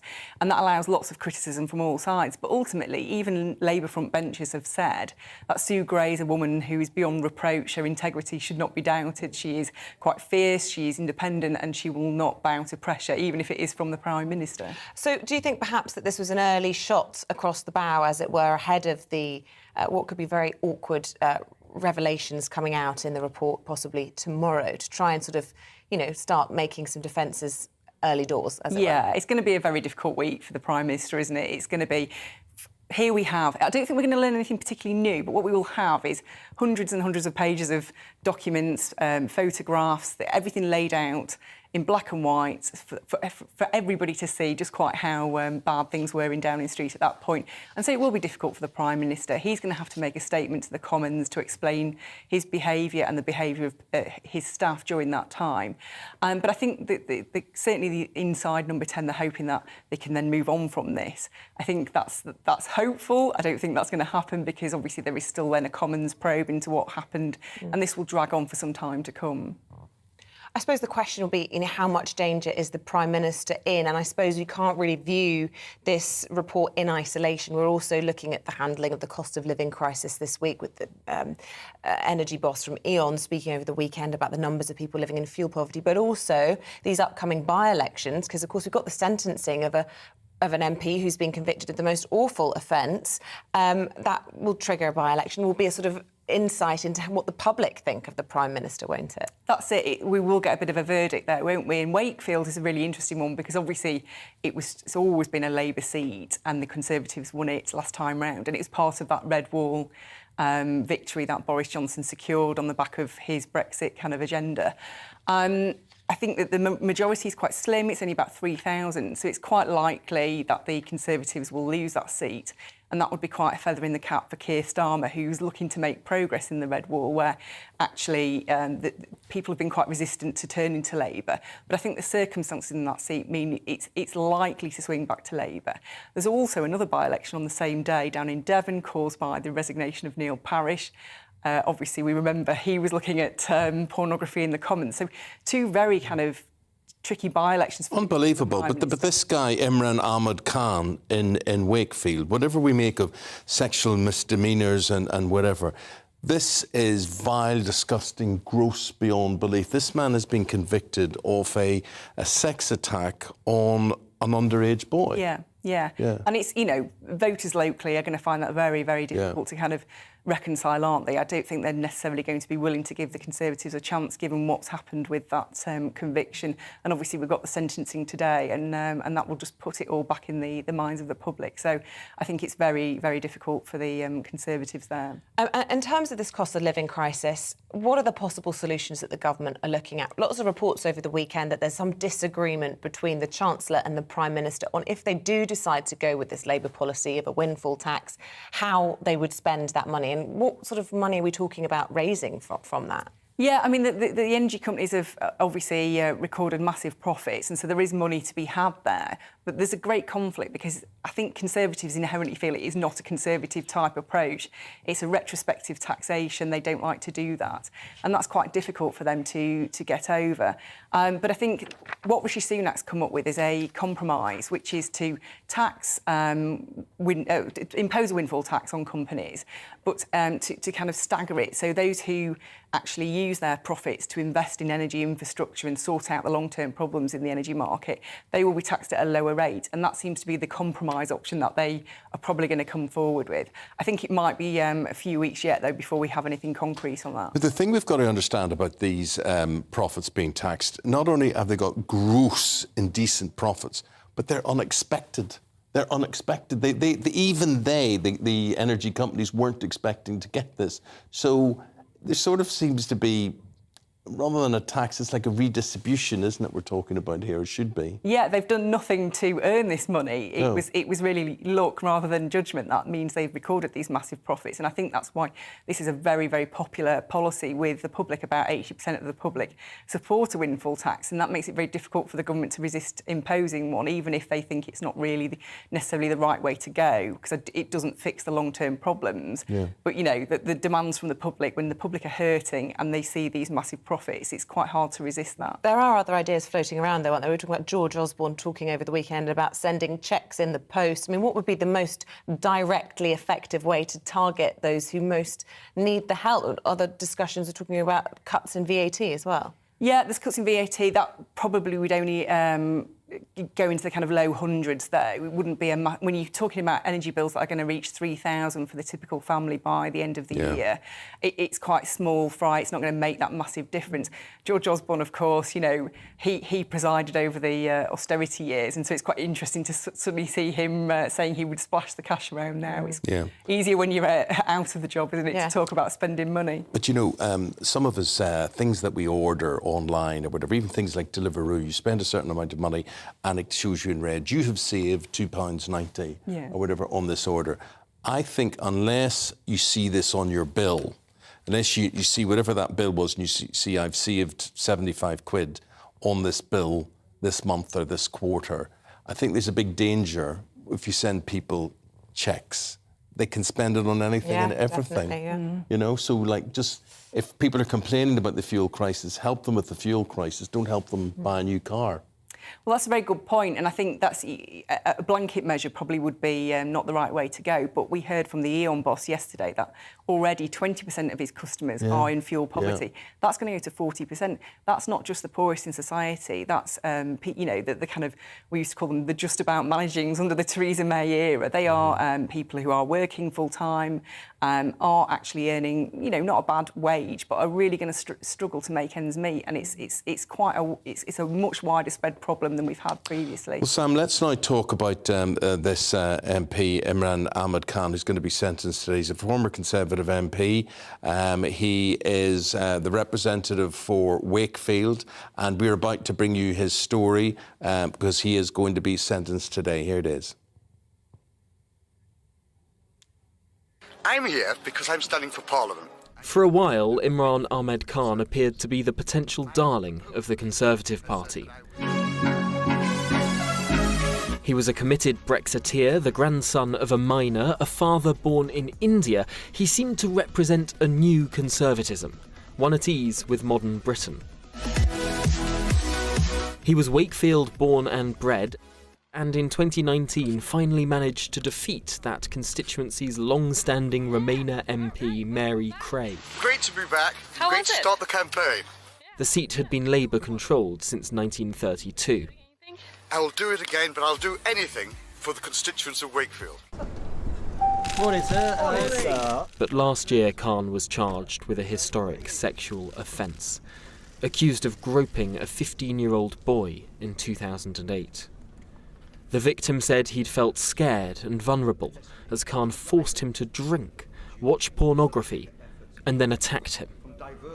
The jury decided he was guilty. Following his conviction, it took around 3 weeks for Khan to finally submit his letter of resignation. It's thought that he collected his MP salary in full for the month of April. But for many here in Westminster, the real scandal is the culture within the buildings behind me, the seemingly endless stream of sexual assault allegations, and ultimately the character of those whom we elect. Amazingly, despite his crime, Khan was supported by a fellow Tory MP, triggering a fresh row. Former committee chairman Crispin Blunt later said he'd step down at the next election. I do think that in every walk of life you will come across people whose behaviour is not what you would expect, it's not appropriate, and it doesn't just live in Westminster, in other businesses as well. But it's what we do about it, and unfortunately we've seen a slew of complaints being made against sitting members of Parliament and no real plan as to how we're going to protect the people that are working there. Mr. Khan has no comment. Since Khan's conviction, a string of new claims have emerged about the conduct of other MPs. Any word for your victim, Mr. Khan? Yet more exasperated questions about how to fix Westminster's rotten culture. Tom Harwood, GB News. Well, for more on this is Tom Harwood, who did that report for us this morning. And Tom, just a despicable state of affairs, frankly. I mean, we've got that by-election to look forward to. We've also got Neil Parish's by-election. And as you mentioned in your report, a string of other allegations floating around. I mean, Westminster, not a great place at the moment, is it? Certainly not. And it seems like we're in this second wave now of, frankly, sleazy allegations against members of parliament. People will remember that 5 or 6 years ago there was the first wave of what was then called Pestminster, the sort of political version of the Me Too scandal. And this seems to have bubbled up again, despite the fact that the processes were changed in the wake of that initial wave of allegations 5 or 6 years ago, and the new mechanisms within Parliament were established to redress grievance and to ensure that there could be ways in which issues could be dealt with. Well, it seems like, yes, issues have been raised. Yes, there is an independent investigator in Parliament and ways to deal with this, but it doesn't seem to have stemmed the flow of these allegations. It must be said, however, a lot of these are historic. Of course, Imran Ahmad Khan is... the issue with this is an incident relating back to 2008, which a police report was almost initiated at the time, but wasn't fully filed until 2019. Now, this is rolling through, and I think that when you get a high-profile case like this, so many other people then start to come forward about other issues. So I don't think we should get into the situation where we're thinking everything has happened in the last 6 months. This is about people coming forward about issues that have happened over the last 20 years. And so the challenge for the Prime Minister will be to convince people that this is separate from his administration, from his party, and the same with the Sue Gray report, to convince voters that this is, this isn't going to affect the way he rules the country. Well, certainly, I think that the esteem of politicians that is held within the country is at a pretty low level now. I don't think people politicians haven't traditionally held the greatest respect among the public, but it does seem that we are now at a very low point of that respect. And frankly, there'll be many people in Westminster who will be wanting to be seen to be sort of cleaning up the place's act, because when 1 or 2 people, or indeed 15 or 16 people, and we see various different reports in terms of who has been referred to which independent body who is under investigation, reports ranging from 16 to 50 MPs, depending on who you believe. Really, when it comes to that, there does seem to be some sort of cultural issue, and whether or not politicians will be able to move beyond this, clean up their act and really demonstrate that it is just some bad eggs rather than something nefarious within the organisation as a whole, that's a big question. OK. Tom, thank you very much indeed. Time 7:15. Let's bring you up to date with the news. Boris Johnson says many Ukrainian children have seen or experienced things no child should have to witness. In a letter to the children of Ukraine, the Prime Minister said he believes the country's going through hell and will win the war, and children should be proud of their country, their parents and their soldiers. The government has advised that contacts of those diagnosed with monkeypox should self-isolate for 21 days. The UK Health Security Agency says anyone who's had unprotected direct contact with a confirmed case shouldn't travel and should avoid pregnant women, children and the immunosuppressed. Experts say traditional retailers pay 755% more in business rates than digital competitors. The data comes from a government consultation into the possible introduction of a tax on e-commerce.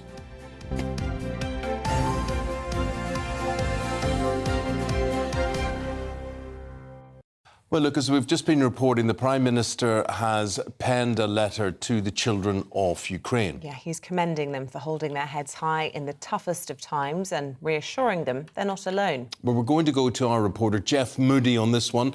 Jeff, you're in Wiltshire. Now, there's an area there where Ukrainian families who've come to Britain are settling. Tell us more. Yes, they're settling incredibly well here in Wiltshire. It's one of the top counties in the country in terms of welcoming them in. Over 1,000 have applied to come to Wiltshire.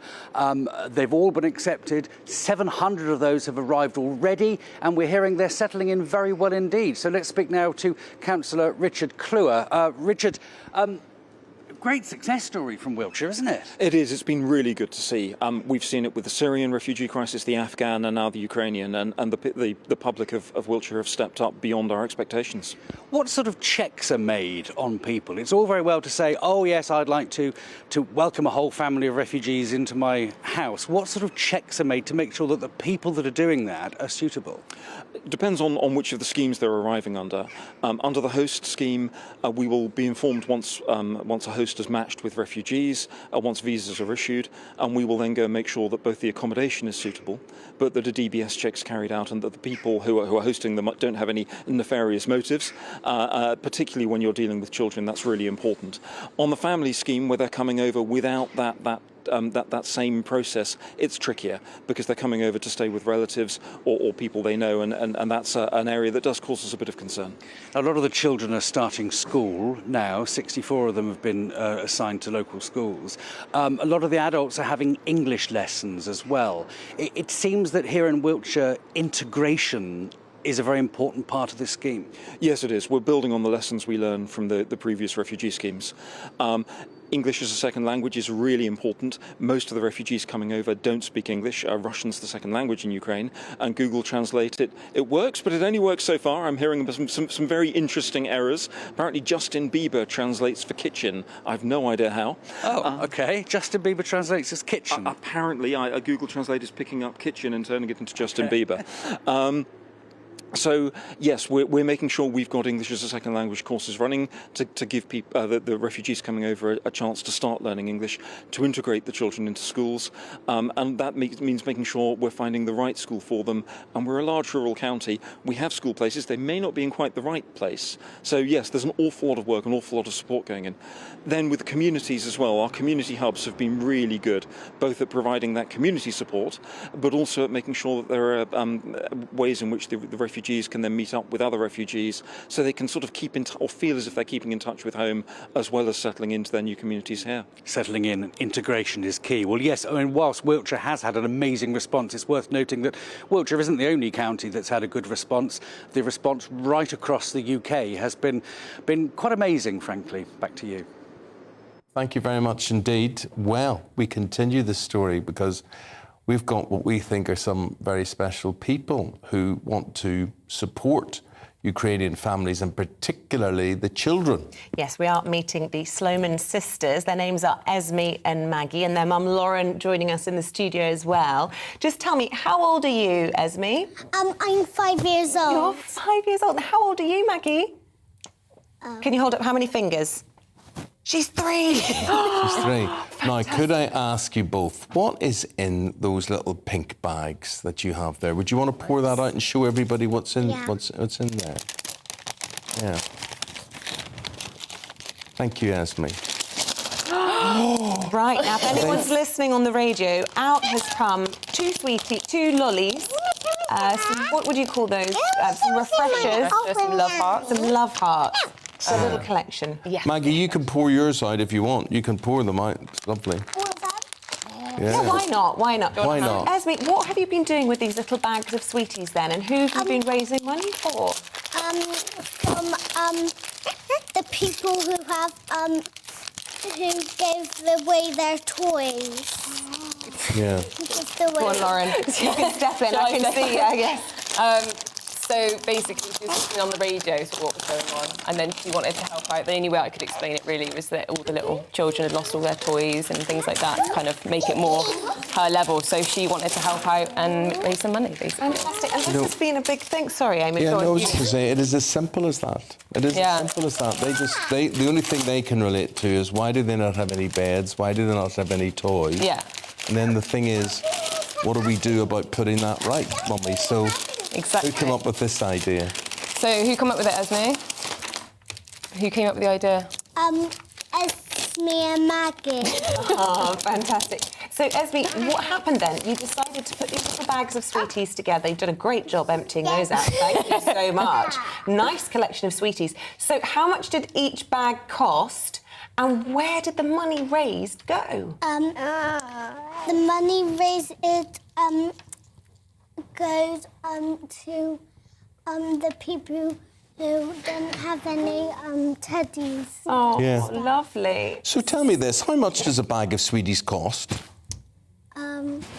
£1. £1? Well, that's no I know good. you're eyeing those No, up. I haven't. Yeah, I'm eyeing them up, but I'm afraid I haven't got £1. I've only got £20. So Have you got £20? So can you get Isabel and I some £20 worth of bags for everybody that works Oh, here? wow, what'd you say? You can do that for us. Oh, well, thank you guys for doing this wonderful thing. And the money goes where, Mummy? We set up a GoFundMe page, so it goes to the British Ukraine Foundation, which is just one that we found when we were setting up the GoFundMe page.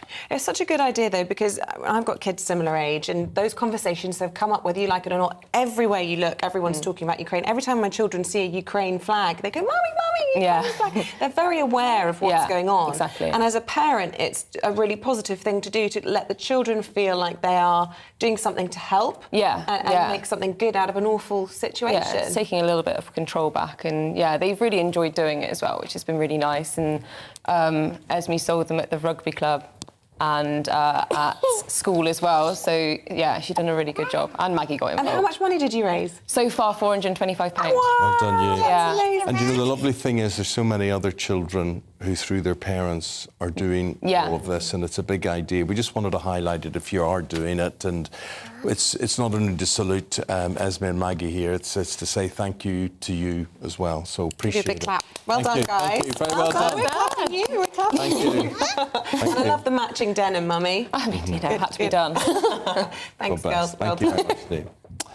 24 minutes past the hour, the sister of the murdered Labour MP Jo Cox has joined forces with 50 victimised members of Parliament to highlight the abuse politicians receive, and it's something that we probably don't think about as often as we should. Well, Kim Ledbetter, who's also the MP for Batley and Spen, is behind a Dispatches documentary on the subject, which airs tonight on Channel 4. Let's take a look at a preview. But Sir David's murder has again raised questions about how MPs can safely meet hundreds of people every week.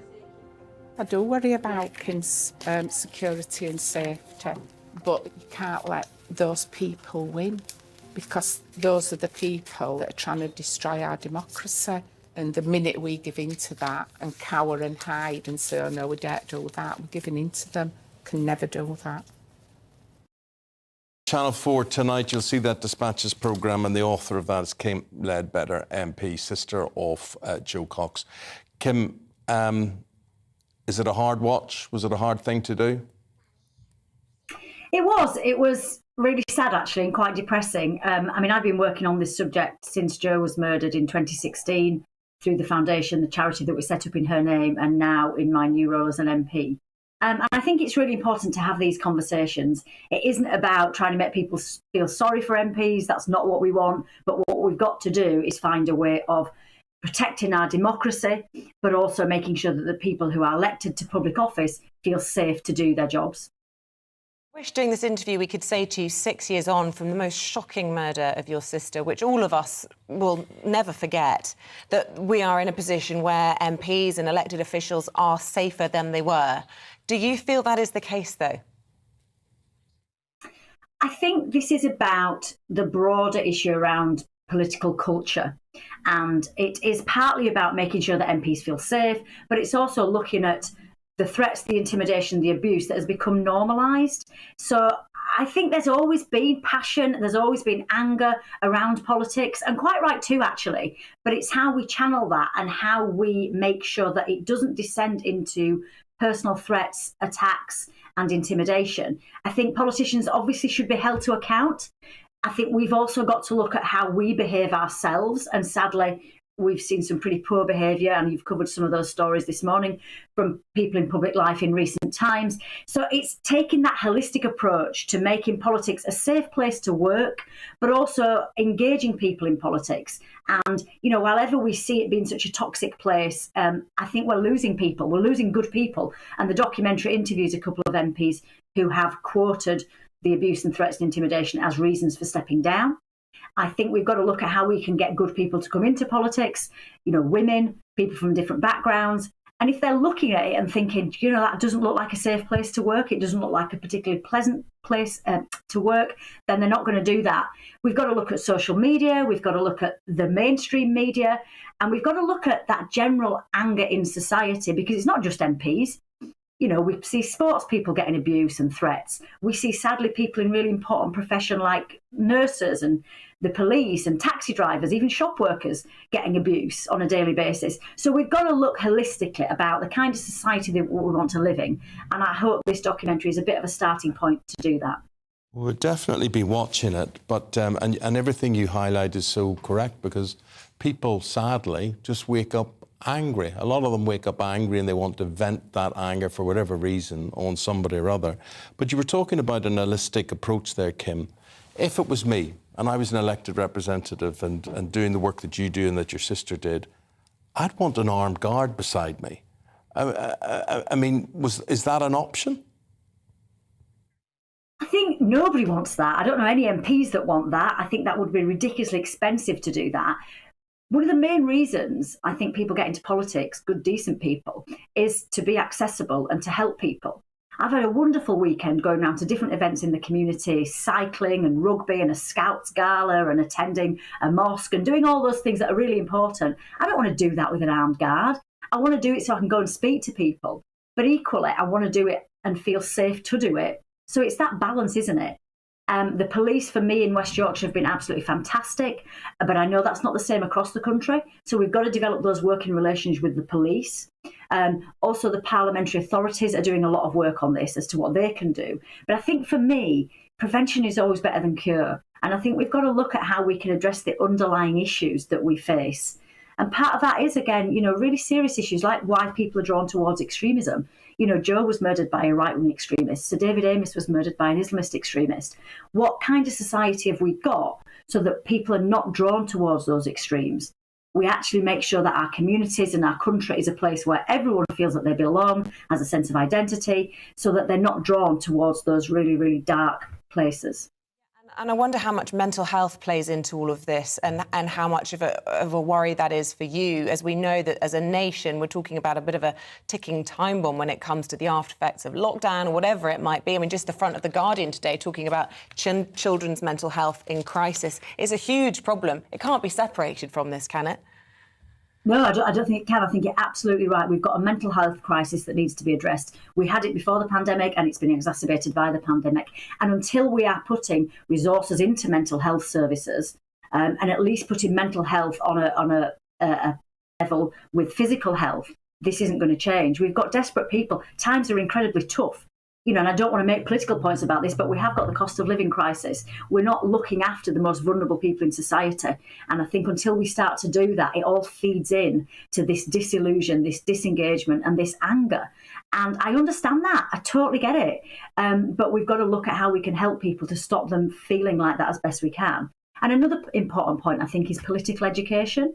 So helping people understand how the system works, how it impacts their lives, what MPs, what councillors do, what we can do, what we can't do. And I think that's got to start in schools. You know, we have such a poor turnout at elections. And I don't think you can blame people for that at all. I think what you've got to look at is what we're doing to help people feel that they are being listened to. So there's so many layers to this, and I think the documentary is almost a bit of a starting point for some of those really important conversations. 7:30 tonight, Kim, on Channel 4, MPs Under Threat, a Dispatches programme. Kim, thank you very much indeed, and please stay safe. Thank you. Thank you. Thank you. Take care. But you see, this idea about people being angry and social media and what it allows people to do and why they hate almost everybody they look at. It's like football. I used to be able to banter people about football and, as we would say in Northern Ireland, slag people off about their team and whatever it is. You go on social media and you say one negative thing about another football team that's not your own. It is vile. So it's not worth it. The net result is you don't talk about it. You don't do it. I never used to need to block people, but I'm blocking people all the time now because the vitriol is real. It's a horrible thing to experience. And it's not you know, it's you who's sick. It's you who is sick for hating things so much. And I just, you know, like football, no matter how much I would not like another team or they would be rivals, whatever, I have never, ever wanted to break a bottle over an opposing supporter's head or do something like that. And yet the world is just full of people who will do that and who are looking at me now and thinking they'd like to break a bottle over my head, probably. No. But that's the way it is. What made people this angry? I think it's a vocal minority. And, I don't. And, you know, well, let us know what you think about all this. We're going to be talking about it a bit more, actually, after Beck. I say we are. You're going to be talking to Paul Coit. He's going to be in the studio talking about what was a huge night of sport. Huge day of sport, huge weekend. So the Premier League title's been decided. It's gone to City. All the details after this.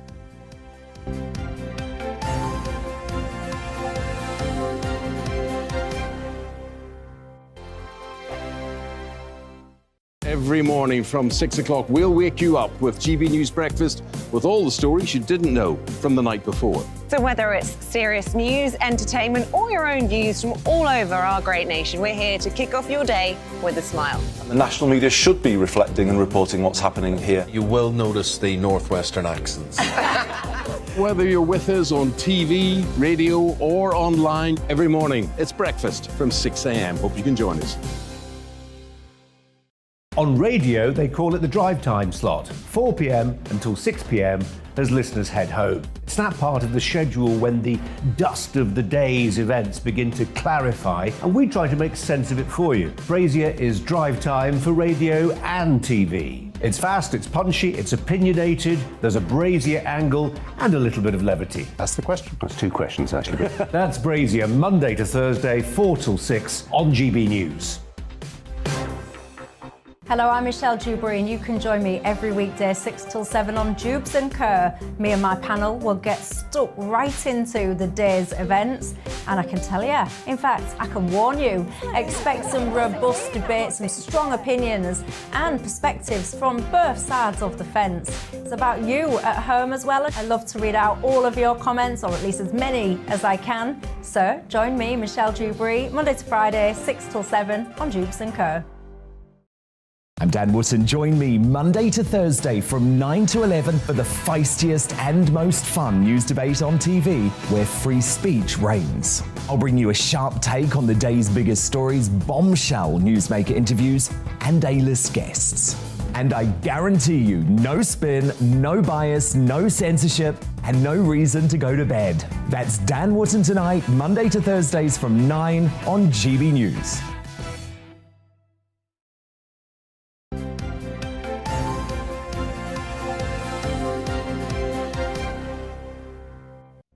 It's 7:34, still to come on this morning's programme. We'll be live and on your doorstep. Which is in Essex. Good morning, I'm Ellie Costello and I'm in Witham in Essex today talking to local people about issues that matter to them. Thank you, Ellie. Looking forward to that. We're also going to be meeting the hospitality boss who says Britain has 190,000 job vacancies in that industry. Absolutely true. Why does nobody want them then? 8:10. She will explain how staff shortages have added to the whole cost of living crisis. And remember, we want to hear from you. Join in any of our discussions by emailing gbnews@gbnews.uk, or you can tweet us at gbnews.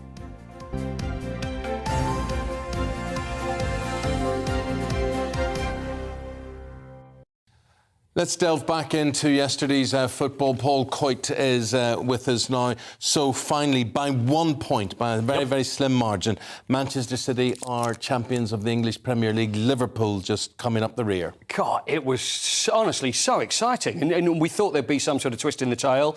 There nearly was. So Manchester City played Aston Villa, and then we've got Liverpool at home to Wolves. So they're both at home. You would expect them both to win. Man City go 2-0 down to Aston Villa, and 15 minutes to go. So in the meantime, I don't know about you, I'm watching about 3 different screens and keeping an eye on this and an eye on that.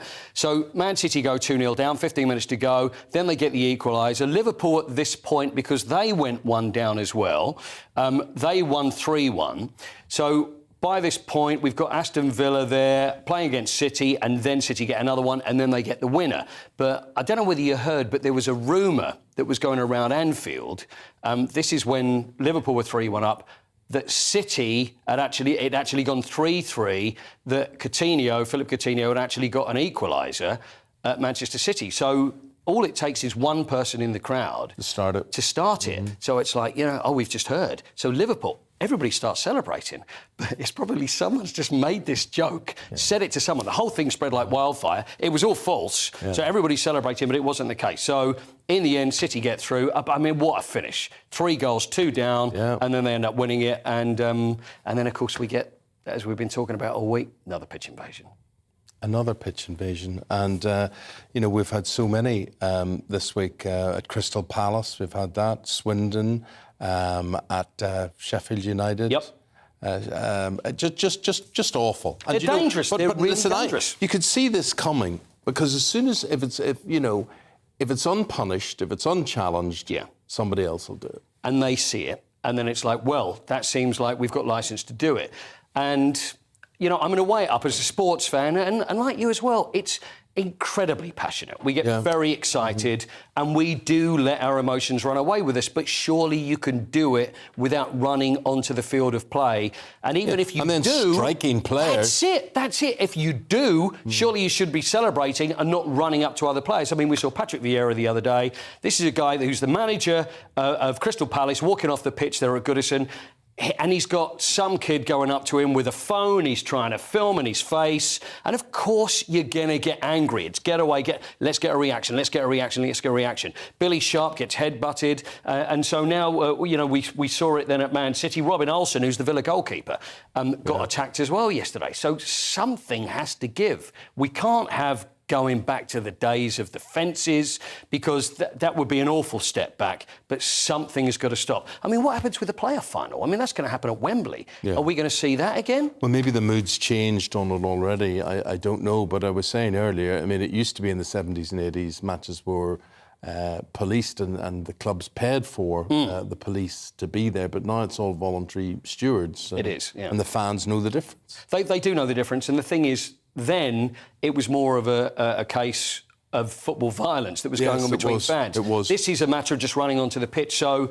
it's at the end of the season, the excitement. We're not going to see it, I don't imagine, during the season. Billy Sharp being headbutted. It's absolutely unforgivable. It's absolutely... honestly, something should have happened straight after that, but it's almost... What do we do? How do we stop this? Do we just warn people not to run on? But it's got to stop. It really does have to stop. Let's just give acknowledgement to Antonio Conte at Spurs. They claimed the 4th Champions League place up there. Yep. And Leeds United, hey, what about that? I mean, hard luck to Burnley, who go down. Yeah. Haven't been beaten by Newcastle, but Leeds and that late winner. Leeds had to do as well as Burnley in the last game of the season. So to go away at Brentford... And I didn't call this. I expected that Brentford were going to win this game because there's Harry Kane there. That's Kulusevski there celebrating. Heung-min Son. I just don't want to mention that because there's Heung-min Son at Norwich, Golden Boot winner. Yeah. Joint Golden Boot winner there. With Mo Salah. And the thing is, but no penalties, Heung-min Son. Okay. So City finished on 93 points, Liverpool just in behind on 92 points. And then, you know what? The distance between those two and the rest... Huge. Absolutely. Yeah. Well, you wait for Spurs next year. That's all I can say, my friend. OK, well done to you. Good. Well done. Good season. 20 to 8 is the time. Please do stay with us. We're going to take you through the papers. Who have we got for that? We've got Christopher Biggins back and Payman Absad. That's after this quick break.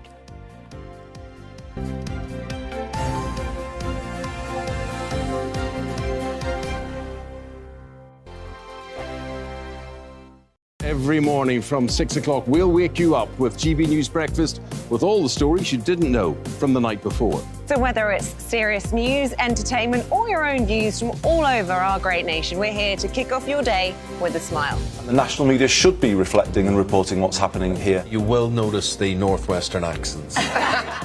Whether you're with us on TV, radio, or online, every morning, it's breakfast from 6 a.m. Hope you can join us. On radio, they call it the drive time slot, 4 p.m. until 6 p.m. as listeners head home. It's that part of the schedule when the dust of the day's events begin to clarify, and we try to make sense of it for you. Brazier is drive time for radio and TV. It's fast, it's punchy, it's opinionated, there's a Brazier angle and a little bit of levity. That's the question. That's 2 questions, actually. That's Brazier, Monday to Thursday, 4 till 6 on GB News.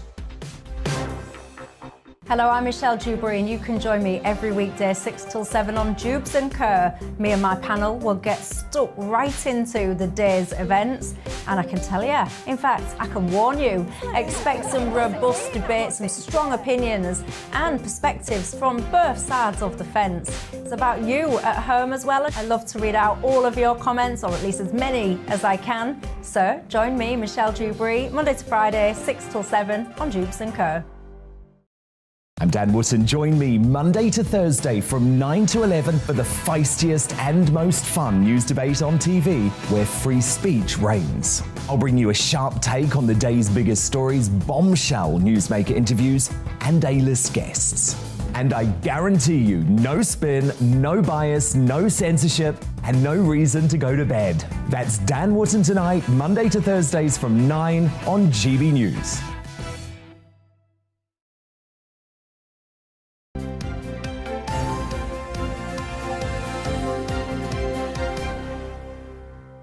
Your papers on this Monday morning, the actor, the entertainer, the man that is Christopher Biggins here as well, and Labour councillor Paymana Assad as well. Do you ever think of running in politics, Biggins? Do you know, sometimes I think I do. Yeah? Which party?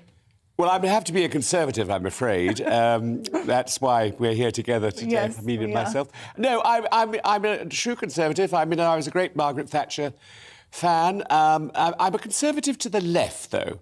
Mm-hmm. If you know what I mean. Centre-right. Yeah, centre-right, yes, exactly. No, she's centre-left. No. No. Then you'd be on my centre-left. side. Can I be on your side? You'd be on my He's side. what you would call a caring Conservative, is what he's saying. Which is a centre-right. Is there such a thing? No, that's centre-left. No, centre-left is Labour. Yeah, He's it just said is. he's It's Labour. Conservative. Yeah. Ask the lady herself. But you can be centre-right as a Conservative, or centre-left as a Conservative. You've got to choose surely. a side. You can be a centrist on either side of the political spectrum. Anyway, I prefer caring. What he's saying is he's leaning towards more social policies. as a Yes, Conservative. exactly. Yeah. I want people not to go cold in the winter, and I want people to eat. And, you know... I'm not sure if those kinds of Conservatives are left, but... Oh, I think they are. I think they are. That's well, a I would cheap, hope so. That's a cheap No, shot, joking. isn't it? I had to make that.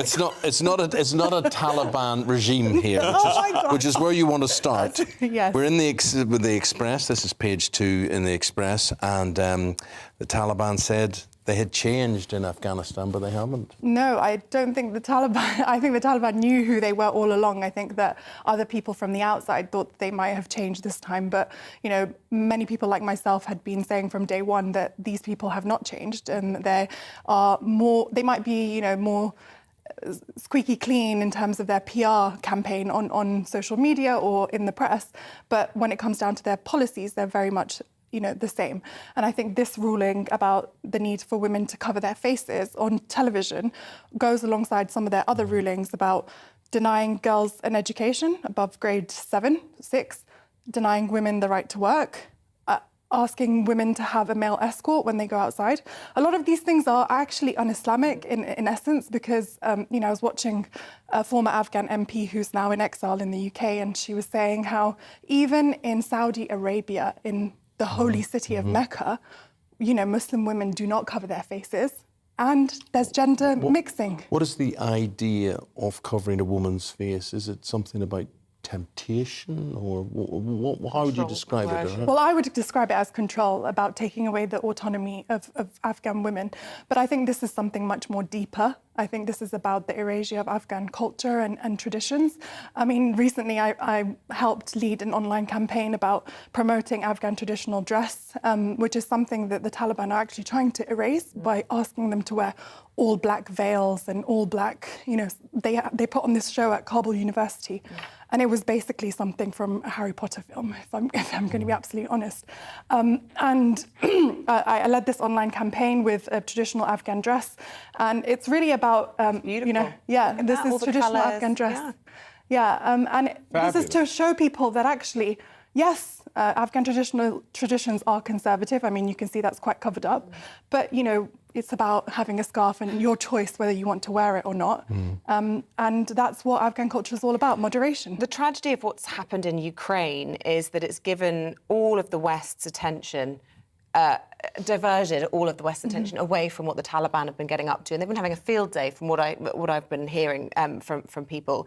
And the only thing I would say about this in relation to the headscarves is I'm surprised that they're even allowing women to continue to do those jobs. I'm not saying it's okay that they're having to wear a full facial covering, but I thought they would not be allowing women to work. So that is something that... I mean, that's a lot of pressure from human rights groups and also the international community, as well as Afghans themselves within the media industry, putting pressure on the Taliban and saying that we have to have Afghan women within these sectors and these organisations, otherwise... That's good. But when you say that, isn't it awful we're even saying that's good or that's... it could be a lot worse. I think there's more that we could... There's more that we could do. Unfortunately, I think these meetings with the Taliban just aren't going anywhere.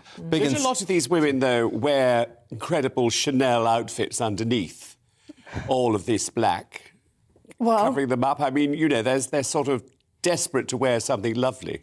Well, I think, I've been to Afghanistan over the course of the last 20 years, and Afghan women are very, very fashionable. Like any other city in the world, they want to have the latest styles and the latest trends.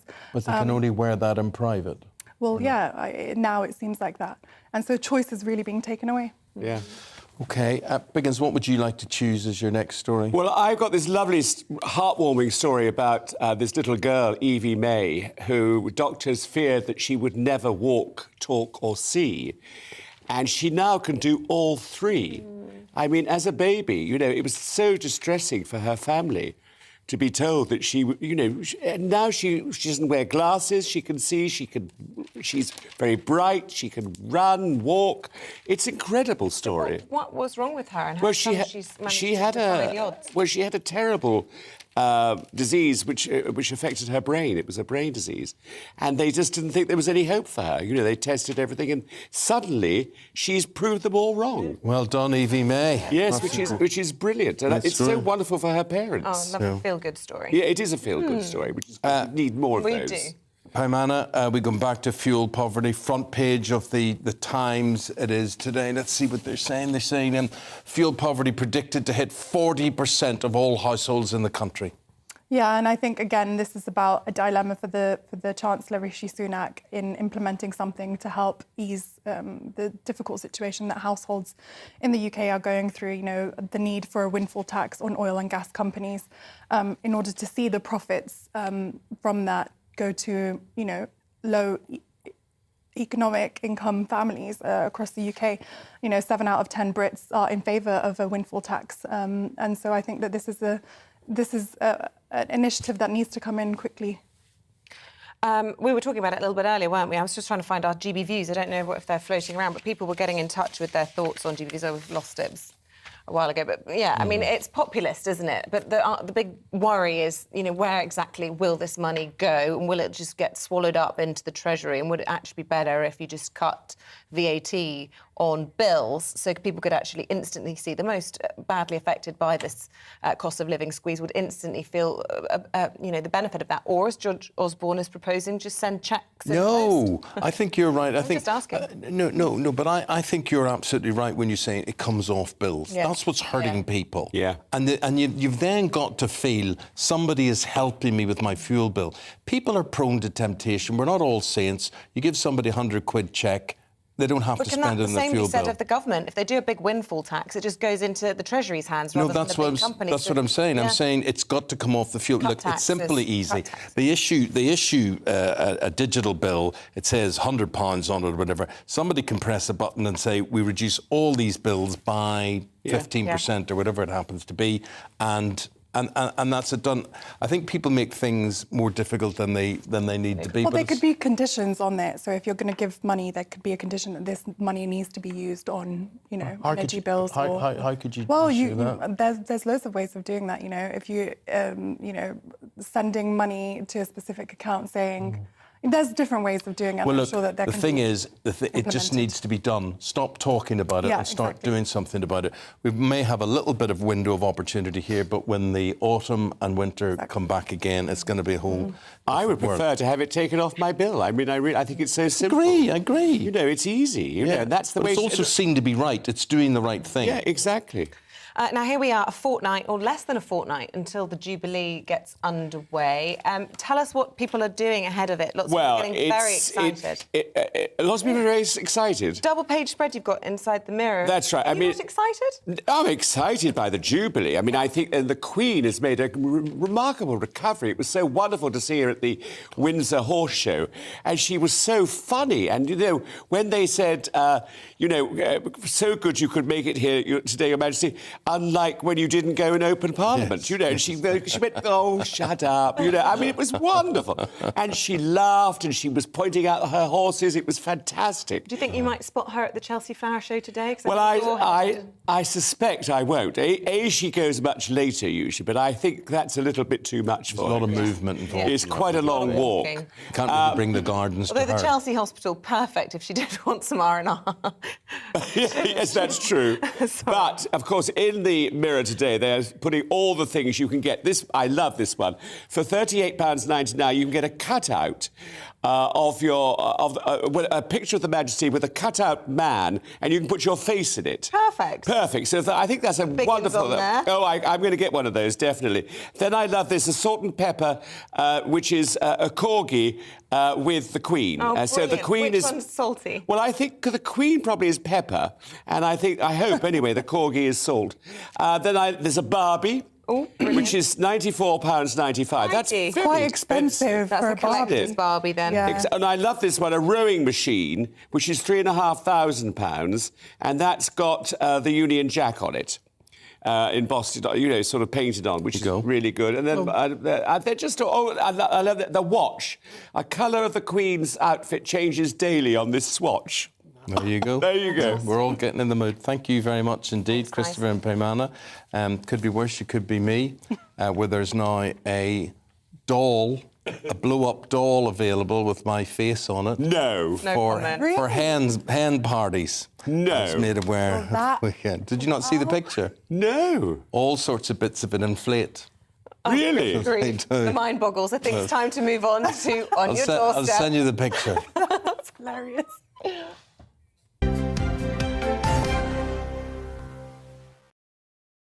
Ellie Costello is going to raise the tone for us. She's live in Witham in Essex for us this morning. Ellie, who are you with now? Good morning, Eamonn and Isabel. Yes, I'm in Witham in Essex today, a historic Roman settlement. You can see these wonderful historic buildings behind us, but also over here, some nice modern buildings. These are the businesses just behind the high street. So I thought it'd be nice to see what the businesses are like to run in Witham. This is number 7. Hello. Hi, Ellie. We are live on TV and radio. Would you like to introduce yourself? Yeah, my name is Matthew Asari. I work for Complete Site Contracts. Come in. Lovely. Thank you very much. Thanks for having us. That's all right. So how long have you been here, Matt? We've been I'm here going to pull up a pew. about a year. Yeah, absolutely. Take a seat, Ellie. Lovely, thanks. I feel like we're in a business meeting. So what's it like to run a business in Witham then? Is business going well? Yeah, really thriving at the moment. There's lots happening in Witham. New developments, properties going up, new offices being built. So it's a really up-and-coming area.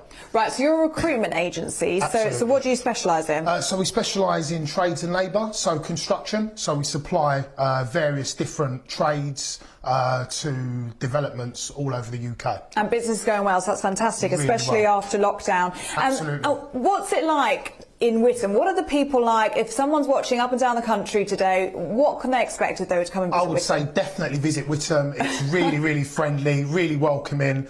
There's an amazing place called El Pulpo along the high street as well. Really, really nice vibe. Okay, and what kind of food's that? It's tapas food and alcohol, cocktails, really, really nice. Oh, we might have to really check that out. Stuff, yeah. So you don't have a team with you today, it's just you? No, just me today, Ellie. They've left me all on my own this morning, so fun and games. No one else has turned up for work, no? No, just me today. So we're talking about a couple of things on the breakfast show this morning. Yeah. One is obviously the cost of living crisis. Yeah. You drive to work, I believe. I do, yeah. So how is the petrol prices affecting you? Yeah, clearly gone up. Luckily for me, it only takes me 10-15 minutes to get to the office. I was getting a train, but because the ticket price has gone so high, it makes more financial sense for me to drive in and put petrol in. But as you said, prices going through the roof. Absolutely through the roof. Really difficult for lots and lots of people. And top important news this morning is his British Sandwich Week this week.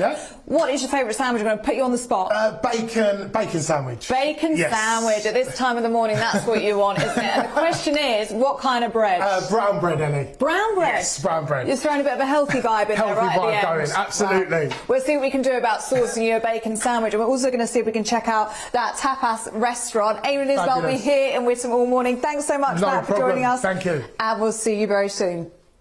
Thank you. Ellie. Bacon sandwich all the way, every time. Every time, every time. Guys, not wishing to put you off your sandwiches or your breakfast, monkeypox, everybody's talking about it now. As long as you don't get it, we're going to be talking about it after 8 o'clock this morning. See you after this break.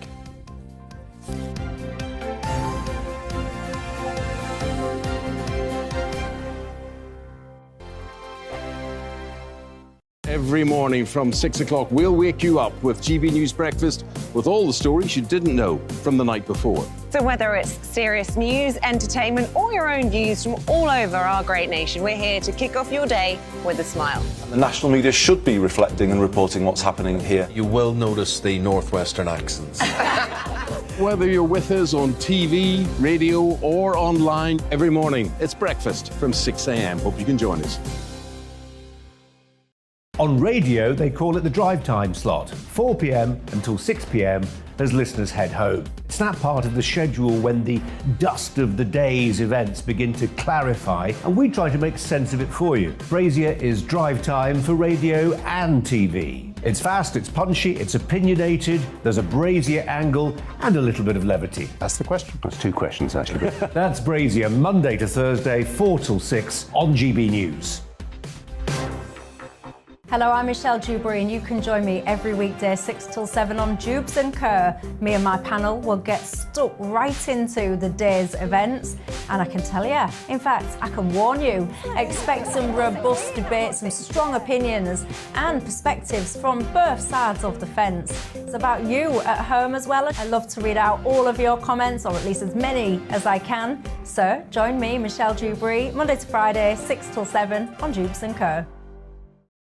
I'm Dan Wootton. Join me Monday to Thursday from 9 to 11 for the feistiest and most fun news debate on TV, where free speech reigns. I'll bring you a sharp take on the day's biggest stories, bombshell newsmaker interviews, and A-list guests. And I guarantee you, no spin, no bias, no censorship, and no reason to go to bed. That's Dan Wootton tonight, Monday to Thursdays from 9 on GB News. Hello, I'm Michelle Jubilee, and you can join me every weekday 6 till 7 on Jubes and Kerr. Me and my panel will get stuck right into the day's events, and I can tell you, in fact, I can warn you, expect some robust debate, some strong opinions and perspectives from both sides of the fence. It's about you at home as well. I love to read out all of your comments, or at least as many as I can. So join me, Michelle Jubilee, Monday to Friday, 6 till 7 on Jubes and Kerr.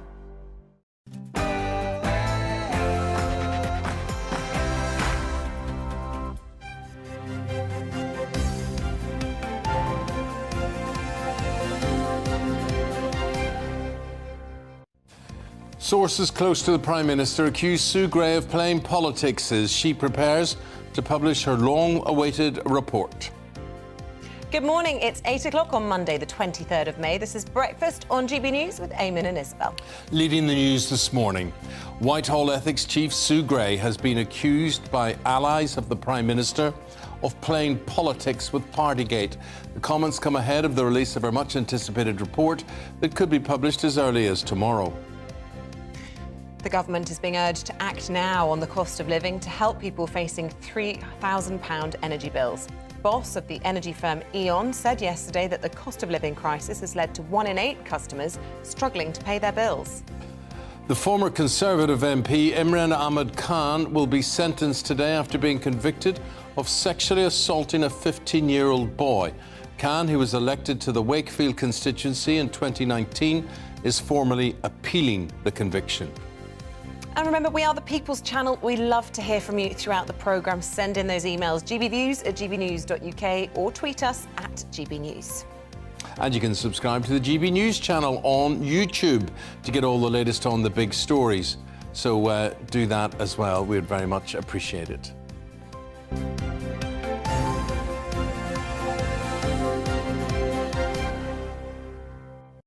So our top story this hour, sources close to the Prime Minister have accused Sue Gray of playing politics with Partygate. Well, she's the Whitehall ethics chief and she's currently putting the finishing touches to this report, but Conservative insiders are now questioning her neutrality amid accusations that she has been briefing against the Prime Minister.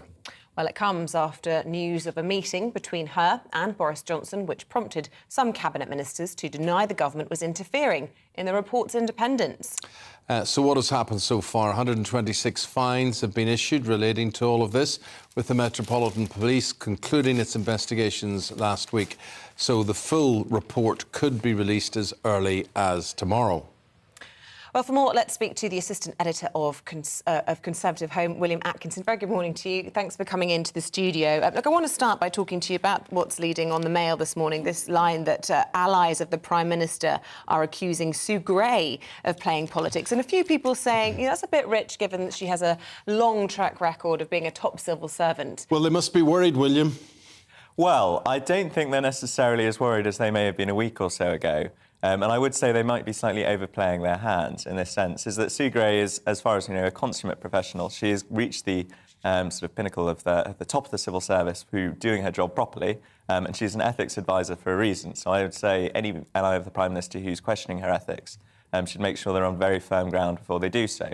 On the other hand, if Tory MPs did want to play politics over this themselves, certainly we know a leading lawyer advising Sue Gray is an opponent and a long-standing supporter of the Labour Party, so you could sort of suggest that there's sort of political bias to it, but I don't think that's the case. I think, as far as we know from the fact that 126 odd fines have been released, that there were certainly behaviour going on in Downing Street that shouldn't have been going on, and ultimately the Prime Minister and Simon Case are the people who are in charge of Downing Street, and ultimately they will bear some responsibility. And if Tory MPs don't want to hear that said, then I suggest that they should probably consider what actually, you know, an investigation to ethics actually means.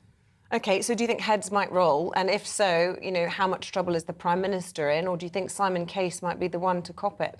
I think it will probably be Simon Case if anybody's going to be coming in. Certainly we've had talk in various newspapers today that there might be a push to sort of blame the overall Is that fair, culture. do you think? I think so. I think he didn't get a fine himself. Well, he wasn't fined himself, but ultimately, if you're talking in the sort of strict sense that we're dealing with the behaviour of people who are largely civil servants, you know, he is the head of the civil servants in Downing Street, right? You know, he's the head of the overall civil service, so he's the person who should be sort of held ultimately responsible. On the other hand, you can say it is the Prime Minister's house, and he is the leader of the country. How much do you think all these photographs are going to change things in the CCTV and what some papers were describing as the gruesome detail? I mean, people are sick of it. Our viewers and listeners are over it. But could this change it? Certainly the newspapers are bound to have a field day if there's anything shocking to be had. Well, I think a bit like, as somebody who's long-standing suffered from a nut allergy, you're sort of exposed to sort of more and more nuts as you go up to try and build up your tolerance. And I think in terms of the Prime Minister's survival, enough stories have now leaked out. We've had enough different investigations, we have enough different calls for him to resign, and he still hasn't gone. And the greased piglet has slipped free, as we sort of said in our headline on Friday, that even with the addition of these pictures, I don't think the Prime Minister is going to be forced out unless they are particularly gruesome. There are some rumours of what's contained in them, which are probably not appropriate to say at 8 a.m. on a Monday morning. Yeah. But certainly, I think if they are as spicy as some rumours have suggested, then it might be a very difficult week's headlines for PM. Well, we'd rather not be reporting on this story at 8 a.m. on a Monday morning, William, but we want you to watch this report now on former Conservative MP Imran Ahmad Khan, who has been convicted of child abuse. On this, he's been found guilty of sexually assaulting a teenage boy back in 2008. Your views after we see the report. I'm here because I'm standing for Parliament. For a while, Imran Ahmad Khan appeared to be the potential darling of the Conservative Party. He was a committed Brexiteer, the grandson of a miner, a father born in India. He seemed to represent a new conservatism, one at ease with modern Britain. He was Wakefield born and bred, and in 2019 finally managed to defeat that constituency's long-standing Remainer MP Mary Cray. Great to be back. Great to start the campaign. The seat had been Labour-controlled since 1932. I will do it again, but I'll do anything for the constituents of Wakefield. Morning, sir. But last year, Khan was charged with a historic sexual offence, accused of groping a 15-year-old boy in 2008. The victim said he'd felt scared and vulnerable as Khan forced him to drink, watch pornography, and then attacked him. The jury decided he was guilty. Following his conviction, it took around 3 weeks for Khan to finally submit his letter of resignation. It's thought that he collected his MP salary in full for the month of April. But for many here in Westminster, the real scandal is the culture within the buildings behind me, the seemingly endless stream of sexual assault allegations, and ultimately the character of those whom we elect. Amazingly, despite his crime, Khan was supported by a fellow Tory MP, triggering a fresh row. Former committee chairman Crispin Blunt later said he'd step down at the next election. I do think that in every walk of life you will come across people whose behaviour is not what you would expect, it's not appropriate, and it doesn't just live in Westminster, in other businesses as well. But it's what we do about it, and unfortunately we've seen a slew of complaints being made against sitting members of Parliament and no real plan as to how we're going to protect the people that are working there. Mr. Khan has no comment. Since Khan's conviction, a string of new claims have emerged about the conduct of other MPs. Any word for your victim, Mr. Khan? Yet more exasperated questions about how to fix Westminster's rotten culture. Tom Harwood, GB News. Talking to Tom in a moment, but we were speaking to William Atkinson there, assistant editor at Conservative Home. So where does this leave the Conservatives with this by-election? I don't think the Tories have much hope, frankly, of winning Wakefield now. It was a very slim majority of only about 3,000. And even though it was Leave voting streets, sort of traditionally red wall, Khan's behaviour is so appalling and the government's in such a doldrums at the moment, what with both the economic situation, with this string of terrible headlines, I'd be very surprised if they managed to hold it. OK, William Atkinson's verdict there. Let's bring in Tom Harwood, who compiled that report on the sentencing. Look, it's a month to go now until two very difficult by-elections, which won't just be seen in the context of the porn or the sexual assault, but also in the context of probably Partygate, a little bit on cost of living, almost a referendum on the PM. We've had sort of bad local election results. How worried should the Prime Minister be about those referendums, those by-elections? It's interesting, you say referendum, of course, this is on the 23rd of June. Oh, yeah, the famous which date. is the anniversary of the Brexit referendum so many years ago now. It's a very weighty date, but I suppose there are two arguments here. Number one, we are mid-term. Governments often lose by-elections in mid-term. The Liberal Democrats tend to do very well in these sort of by-elections, and sometimes these seats are won back at general elections. However, the magic of Boris Johnson amongst the Tory party faithful has been that he's an election-winning machine. People don't think of him as particularly a conviction politician. People don't think of him as someone who really has a very, very clear ideology. People back him because he's got a track record of being a winner. He won London, he won Brexit, he won the 2019 landslide Conservative victory. If he stops looking like a winner, then his position becomes less secure. And I think looking at past Conservative Prime Ministers, they'd been able to survive unpopularity because they had a clear vision of what they wanted to do. Margaret Thatcher almost relished being behind in the polls because it showed that she was changing the country, that she was doing things. And she would always have her core group of support despite unpopularity. But the issue with Boris Johnson is if he becomes an unpopular leader, why would people support him? And that's a very, very worrying situation. Has he got an extra handicap here, Tom? I mean, we're not just dealing with an ordinary by-election where possibly he's judged on his record or whatever. Could he be judged on Mr. Ahmad Khan here being a pervert and a child molester, which, of course, he's going to appeal? Yes, I think that is particularly in Wakefield, going to weigh heavily on the minds of the voters. I mean, it was meant to be Crime Week last week from the government side of things. We had all of these announcements on law and order, and yet the stories that dominated seemed to be how much crime was going on within Parliament, and particularly amongst MPs. So yes, I think that that is obviously going to weigh. The local issues there matter a lot, because often in these by-elections it's local issues that matter, and the Tories selected their candidate over the weekend for this by-election, and I think they might have missed a trick in their selection, because they've picked a man. And potentially it would have been better for the Conservatives to have gone with a woman, just in the context of everything. And actually looking at the Australian federal election that happened over the weekend, a lot of Liberal Party candidates, so the governing sort of Conservative coalition in the country, lost their seats to female independents, standing on a sort of more socially progressive platform. And I wonder if there are lessons to be drawn there in terms of the culture of Westminster and the look of some of these votes. Let's see what William has to say on that.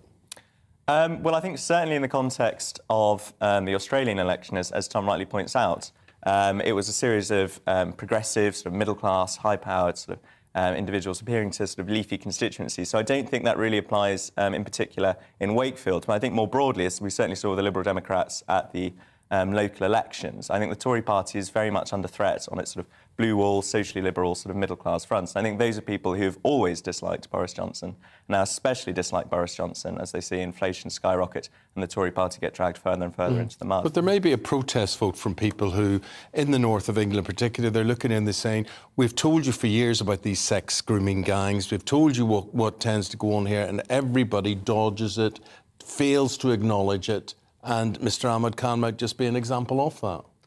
Yes, and I think that to some extent there is this sense that there is this sleaze moment. And looking at these two by-elections, you couldn't almost get a more perfect pincer movement for what the two electoral challenges for the Conservative Party are now. You have one leafy southwestern seat that's Lib Dem facing, and one northern red wall, more working class seat that is Labour facing. And if the Conservatives lose them both, it leaves them with very few areas where they could claim, well, OK, we might have lost this, but we're holding here. It's a very tricky situation for the Conservative Party, but as you rightly say, this isn't necessarily a situation where we're looking at the economy or at morality or at leadership or at any of these one specific issues. This is an absolute conglomeration of all of these factors, in many ways a perfect storm, and it's pretty hard to see how the government is going to be able to move the conversation on to something that is firmer ground, as they tried to do last week with crime. It simply didn't work. Well, and one of the main reasons it didn't work last week was because, of course, this other MP was arrested on very serious allegations, who was still not able to name, he's been told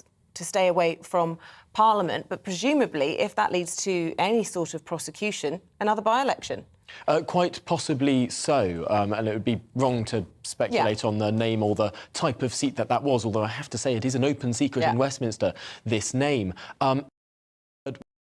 Of these allegations dripping out, because we're at this sort of moment of a fresh wave of Pestminster. The allegations against this MP who was arrested but not yet charged last week date between 2001 and 2008.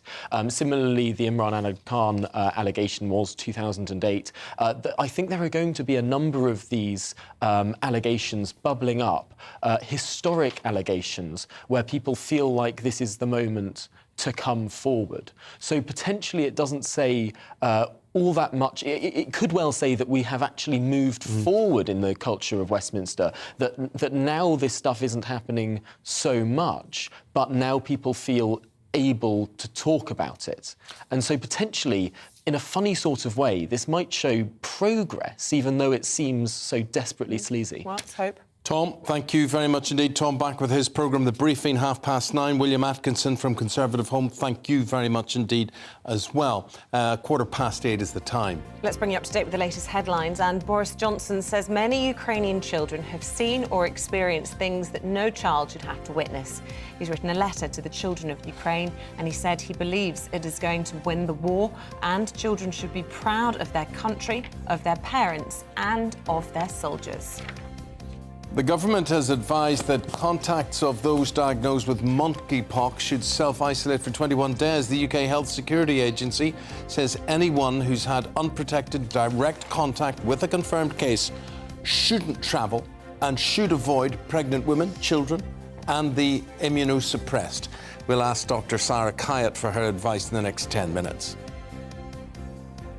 A health worker from Birmingham Children's Hospital is being investigated following the death of a child. The 27-year-old woman was arrested last Thursday on suspicion of administering poison with intent to endanger life. She's been suspended by the hospital and released by police whilst the investigation continues.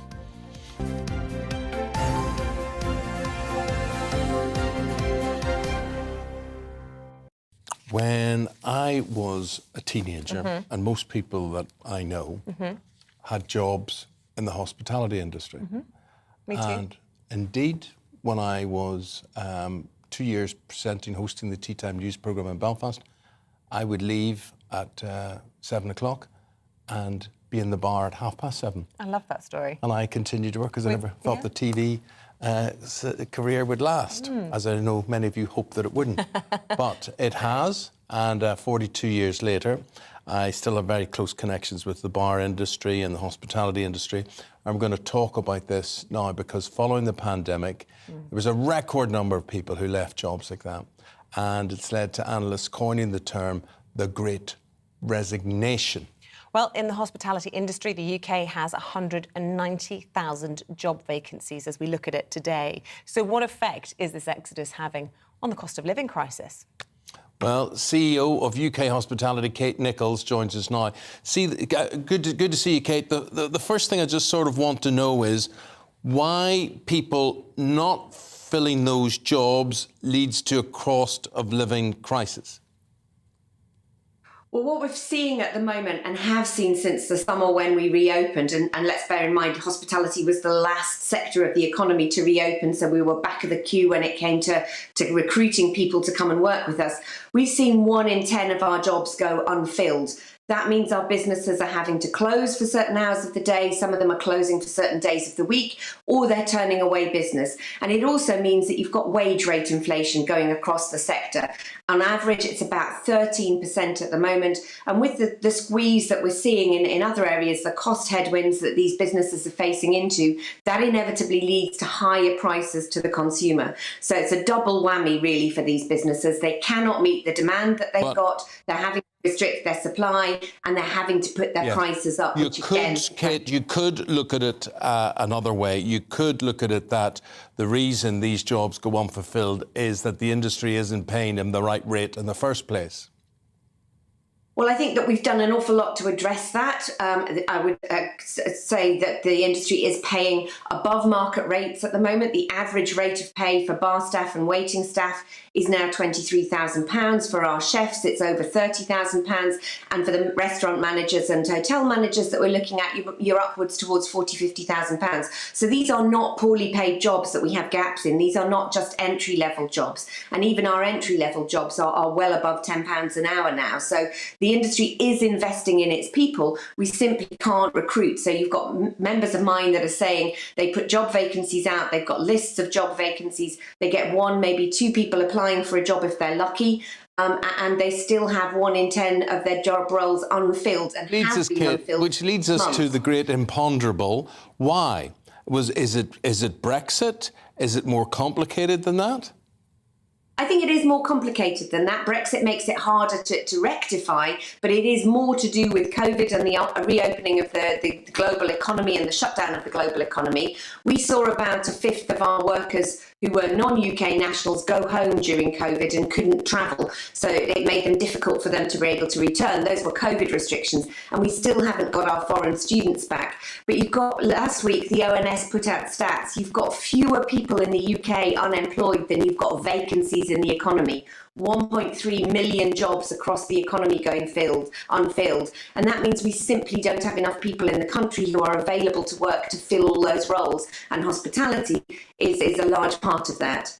Kate, we've got to say goodbye to you because we've got a problem with your connection and your microphone. We would love to talk to you. Maybe we'll talk to you again either later in the programme or later in the week. But it certainly is a big problem that we've got those jobs that traditionally young people would have filled, and now they don't. But where I disagree with Kate, and Kate talks about, you know, paying people well, one of the hardest jobs anybody will ever do is to be a cook or a chef. Yeah, very hard. And if you offered me 30,000 quid to serve up goodness knows how many meals a day, all at the same time, in a cramped, hot kitchen, I would say not for me. And then you've got the Governor of the Bank of England, Andrew Bailey, saying, don't ask for more money. But then all these businesses offering more money because they just need to fill that post. And the whole thing with inflation just gets worse. The cost for the business goes up, which means the cost of the consumer goes up. But I get back to that point, Isabel, that they're not paying people enough in the first place, and we've had it too good, too long, getting away with not paying people decent wages, and that's why you can't get people in hotels to change the beds, clean the rooms. Whatever it might be. All that, whatever it might be. And it shouldn't be like that, because if people aren't getting those jobs and the 190,000 free, well, how are they earning the money? How are teenagers earn their money anymore? Do they not work behind bars? Do they not clean rooms? Let us know. Let us know what your young ones are doing. Or indeed, if you are a teenager, do you have a Saturday job? How are you earning your money? There are so many jobs out there. We'd love to hear from you. We've also been asking you to get in touch, a bit of a change of subject, but we've also been asking you to get in touch about your favourite types of sandwiches. It's British Sandwich Week. We're going to be talking to a guest about that a little bit later. We haven't got people to make the sandwiches now. You can't get people. You like a sandwich? I like an open prawn sandwich. I'd like that. What do you mean by an open prawn? Well, wheaten bread, right, on a base, and then Mary Rose sauce. Right, but without bread on top? No. Oh, right, well, I'm OK with that. Is that termed a sandwich? Well, it is on the menu. Oh, right, OK. Unless I'm being conned. No, I just thought a sandwich had to be, between two pieces of bread, but maybe I'm old school. Between two pieces of bread, I could go for almost anything. Really? What about Marmite and cucumber? No, I've never eaten Marmite in my life.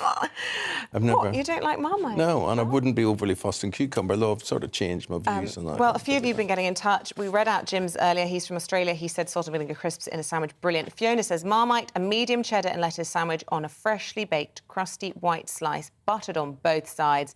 But admit it does go soggy if left too long, and supermarket sarnies are not good at all. Fiona, I have to agree with everything. How does she mean buttered on both sides? Well, so my husband would only put butter on one of the two pieces of bread because he's trying to be healthy, whereas I would like butter on both. Yes, no, I thought when she said both sides, I thought she meant... And I can see her face what she meant. Judging. That.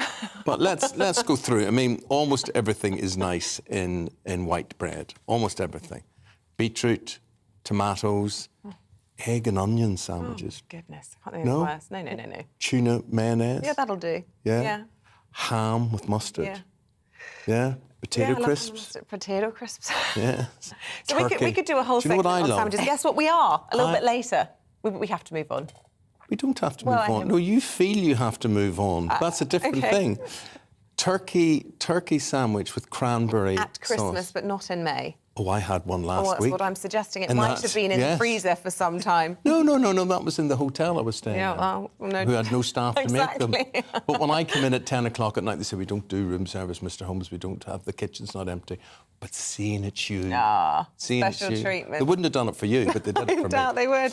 So listen, we're now going to put you off everything you're going to eat because we're going to talk about monkeypox, right? So you may have heard about all this over the weekend. You've seen the pictures, have you? Have we not got any vile pictures of monkeypox? Yeah, I'm sure. Have we? Put some up there. We don't want to scare people, but this outbreak is normally seen in West Africa, and for the first time, it's now appearing over in the UK without any direct links to West Africa. I think around 92 cases at last check, but we'll speak to the doctor in a minute to get the latest update. Right, doctor, where's it coming from? Why?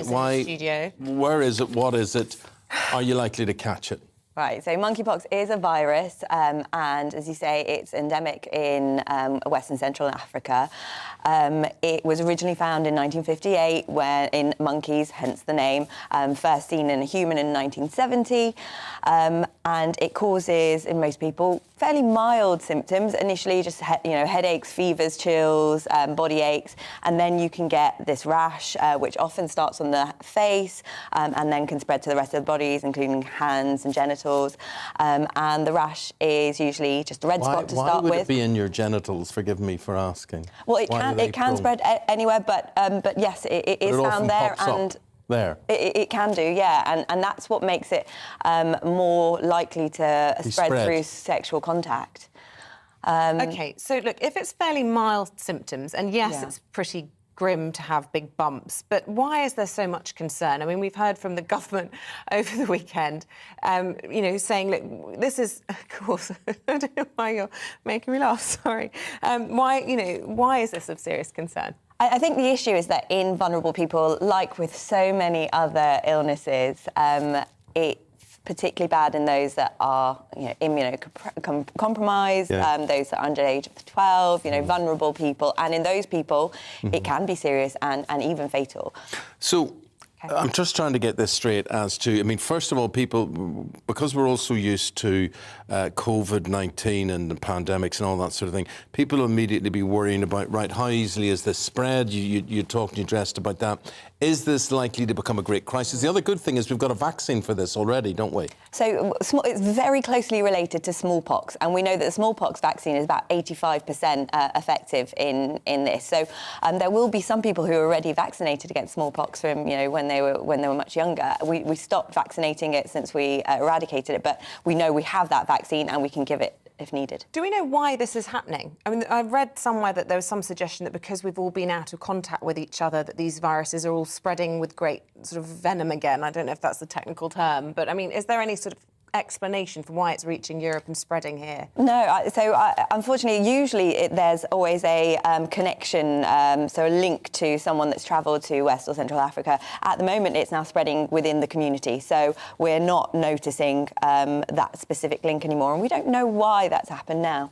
Okay. Do you think we're going to be talking about this next week, next month?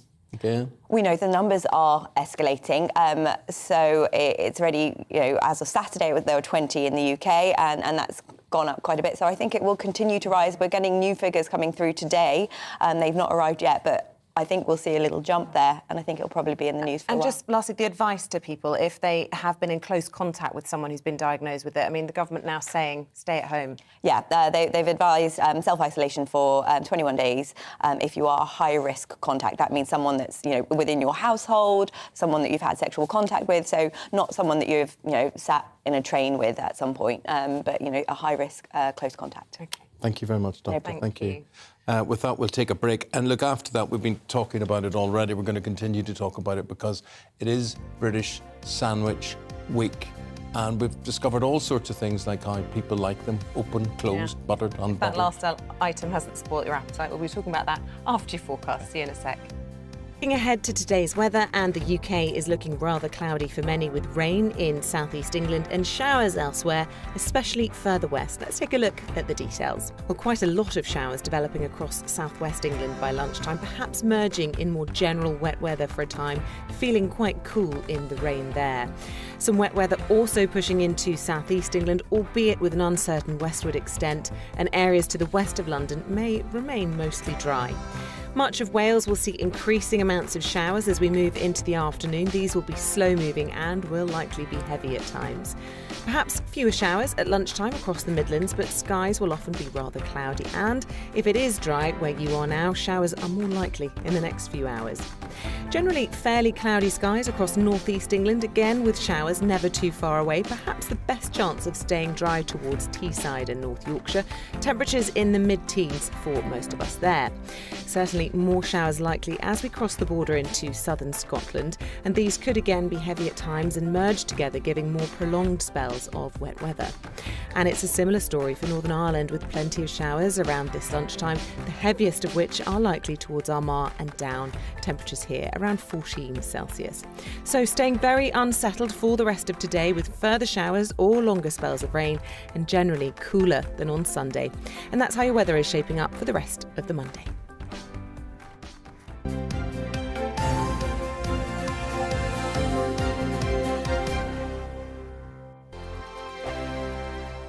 Every morning from 6 o'clock, we'll wake you up with GB News Breakfast with all the stories you didn't know from the night before. So whether it's serious news, entertainment, or your own views from all over our great nation, we're here to kick off your day with a smile. The national media should be reflecting and reporting what's happening here. You will notice the northwestern accents.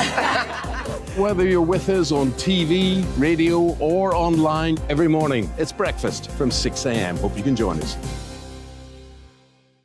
On radio, they call it the drive time slot, 4 p.m. until 6 p.m. as listeners head home. It's that part of the schedule when the dust of the day's events begin to clarify, and we try to make sense of it for you. Brazier is drive time for radio and TV. It's fast, it's punchy, it's opinionated, there's a Brazier angle and a little bit of levity. That's the question. That's two questions, actually. That's Brazier, Monday to Thursday, 4 till 6 on GB News.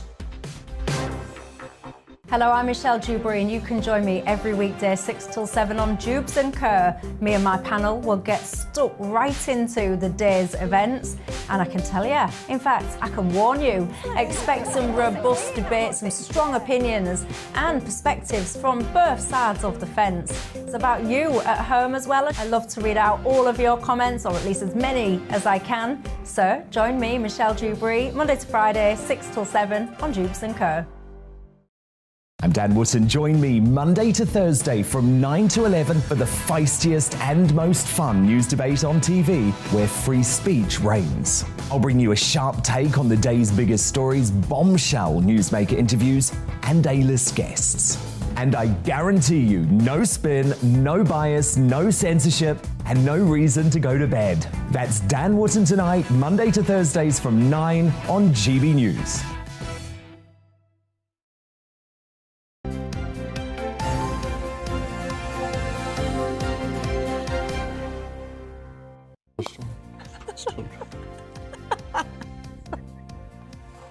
Still to come. Can I tell the world what you not in detail? He was having cupping on his back yesterday, and I was just seeing his sounds wound. some sort of sexual practice. No, it doesn't. No. To me. No. It's Chinese. Oh, there goes my pen. I've lost. It's an ancient Chinese therapy. I had it after I had children. Yeah, to get your circulation and your chings and changs moving around your body. And if they go black, it means there's some sort of deep rot inside you, and one of mine went black, and I've always been worried what that meant. I woke up today looking as if I'd been attacked. Well, you're in trouble. It's all around my neck. So many reasons. It's all these marks. Right, on the programme this morning, still lots more coming your way, including we're going to be out and about on your doorstep with Ellie. Good morning, I'm Ellie Costello, and I'm in Witham in Essex today, talking to local people about issues that matter to them. Lovely, thank you, Ellie. Also, we're going to be asking the Chief Secretary to the Treasury what the government is doing to help people struggling with the cost of living. And remember, we love to hear from you throughout the programme. So many emails coming through, and we try and reflect as many as we can. Even if we don't read them all out, we read as many as we can throughout the programme. And also, you can send them in via Twitter at GB News.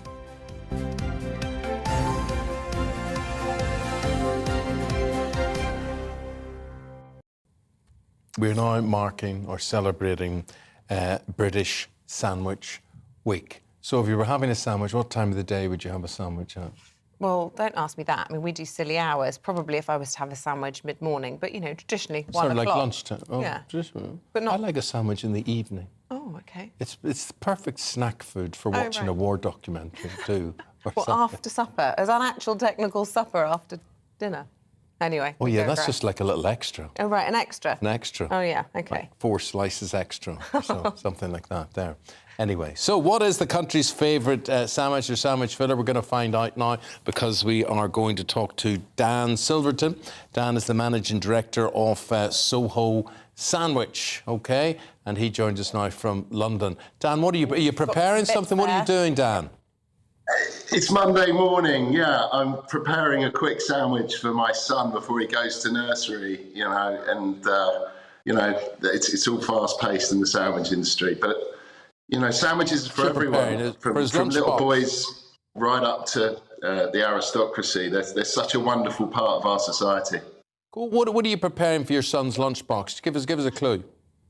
He's very, you know, he likes just simple flavours, and today it's plain cheese. Yeah, so you know, British cheddar, bit of marge, and he's really happy. But you know, the kids today they want more and more innovation, you know, and we're trying to get them to try more plant-based things. That's where the excitement is.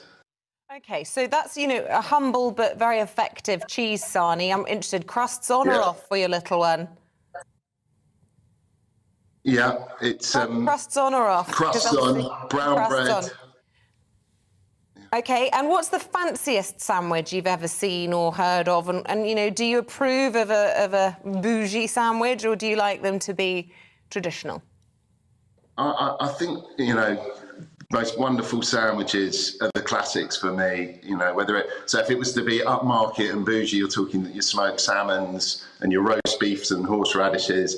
But, you know, there's a place for the sandwiches everywhere. And for me, the classics, the free-range egg, the ones that drive our economy, which everyone eats, the prawn mayonnaises, you know, chicken sandwiches are so popular that, you know, they tend to dominate the top 10. They need to be done well, though, and ideally with British provenance, with ingredients from the UK. Yeah. But you're absolutely right, Dan. But factories, sandwich factories, they just tend to suck the life out of sandwiches. How and why does it all go wrong once it goes through a factory? I mean, you do get something, but it's tasteless most of the time. Well, we're definitely trying to change that at Soho Sandwich Company, and I don't agree always that the taste is taken out of it. You should eat a sandwich a bit warmer. If you eat them really cold, then yes, they can lose some of their flavour. But our goal is always to have flavour at the heart of everything, and I think our industry does a wonderful job. It does get a bad press at times about flavour, but you know, there's a sandwich for everybody, you know, and every price range. And you were saying about when do you eat a sandwich? Well, you know, I think you can eat a sandwich in all day parts: breakfast, lunch, for a snack on the move. It's so versatile. So you know, in the summertime, it's cucumber sandwiches. Yeah, is it? You'd be big into cucumber sandwiches? My son likes cucumber sandwiches, and you'll see them in the, you know, at the cricket and in the garden parties. So you know, sometimes the simple ones, as I was saying, are the best. They still work so well. But you know, your ham and cheese and your chicken salad, you know, what drives our economy, you know, keeps everyone on the move. They're the favourites. The BLT, the classic BLT. I suppose the key, though, with all food is really fresh makes best. And we've all had those slightly curly-eared, sort of several-day-old petrol station sandwiches when we've been desperate for something to eat. And that can't be helping the reputation of the humble sandwich, can it? Because I think I'm traumatised from eating too many of those. And maybe the fact that my mum made me cucumber and marmite sandwiches as a child, which I then took to school and was soggy by lunchtime. And, sandwiches always make me... I need a bit of persuading. I hear you, Isabel, I hear you. But there's been a lot of innovation going in. And, you know, in the 80s, M&S started the pre-packaged sandwich revolution. And there's been huge amounts of innovation since then. It really took off. Our nation loves sandwiches. And, you know, I think there's, you know, they're made fresh every day. And that's the wonderful thing. And generally, the majority of sandwiches are eaten on day one at lunchtime. So, you know, it's the odd ones that slip through that give us the bad press. And somebody at the door. It is busy. Yeah. Coronation chicken and coronation chicken sandwiches. So those were invented, as it were, for the Queen's coronation all those years ago. Are the things being invented now for the Jubilee? Yeah, there are, and it's putting twists on those. Coronation chicken is back with a force, and then you can also have the same flavours through egg. Coronation egg is just fantastic. But a lot of people are innovating this week, and you'll see out in the market special packaging and some really unique flavours. So I urge everyone to go and look at the fridges and the fixtures in the retailers and see what you can find, because you'll be surprised. They're not all curly, Isabel. There'll be some crackers out there. No, as you say, make them fresh and share that. Yeah. Dan, lovely talking to you. You made us quite hungry there. And where do you stand, mate, on for breakfast? I mean, a bacon sandwich for breakfast. Back bacon or streaky bacon? Crispy or not crispy? Crispy and back bacon, I think, for breakfast. But in the humble lunchtime sandwich, definitely streaky and still crispy. Yeah. OK, good man. Love it. Good man, Dan. So many Thank you very much indeed. Thank you. This one's come through from Bob in Sheffield. My favourite sandwich is sausage, egg and bacon with brown sauce That's with a white meal. bread cake. And this one from Paul Anthony, hash brown, cheese and ketchup. Mmm. That's a meat. That's not a sandwich. I thought you said anything in between two pieces I didn't of bread say would be any. fine. Well, I mean, retracting that now. Yeah. I mean, I don't. I mean, you have to distinguish between what's a meal and what's a sandwich. Yeah. I mean, hash browns within bread Sounds with bacon and whatever. But substantial. I think what really ruins a sandwich is when you go and you try and get, say, like a bacon sandwich, and the meat is really cheap. Yeah. And it sticks in your I teeth think and it's ketchup in a stretchy. sandwich is an abomination. Do you? Yeah. I'm not overly keen. I agree. But I think you've got to. It can be spoilt with like rubbery meat. Yeah. Ghastly. But there's not much to. The only thing you don't like about a sandwich is those stupid breads, those fancy breads like brioche. What's the point of that? What's the point of that? Focaccia, sourdough. Anyway, you name it, you let us know. We're loving these stories of sandwiches. The humble sandwich, it is British. You're the sort that would eat sourdough. Yeah, I love sourdough. What's the point of sourdough? It's just sour and yummy, sort of savoury. We're going to take a break. We're going to probably argue about this throughout the break. After that, Christopher Biggins and Peymana Assad will be back to take us through the papers for one last time this morning. See you in a moment.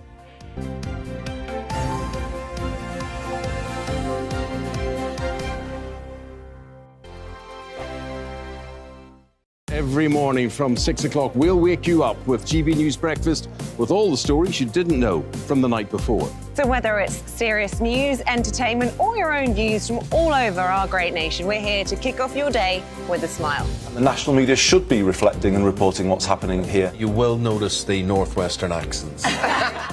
Whether you're with us on TV, radio, or online, every morning, it's breakfast from 6 a.m. Hope you can join us. On radio, they call it the drive time slot, 4 p.m. until 6 p.m. as listeners head home. It's that part of the schedule when the dust of the day's events begin to clarify, and we try to make sense of it for you. Brazier is drive time for radio and TV. It's fast, it's punchy, it's opinionated, there's a Brazier angle and a little bit of levity. That's the question. That's two questions, actually. That's Brazier, Monday to Thursday, 4 till 6 on GB News.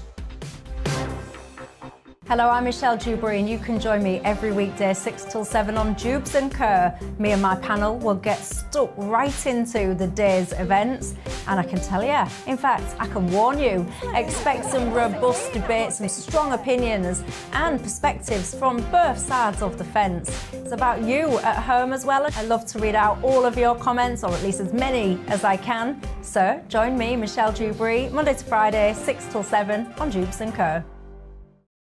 I'm Dan Wootton. Join me Monday to Thursday from 9 to 11 for the feistiest and most fun news debate on TV, where free speech reigns. I'll bring you a sharp take on the day's biggest stories, bombshell newsmaker interviews, and A-list guests. And I guarantee you, no spin, no bias, no censorship, and no reason to go to bed. That's Dan Wootton tonight, Monday to Thursdays from 9 on GB News.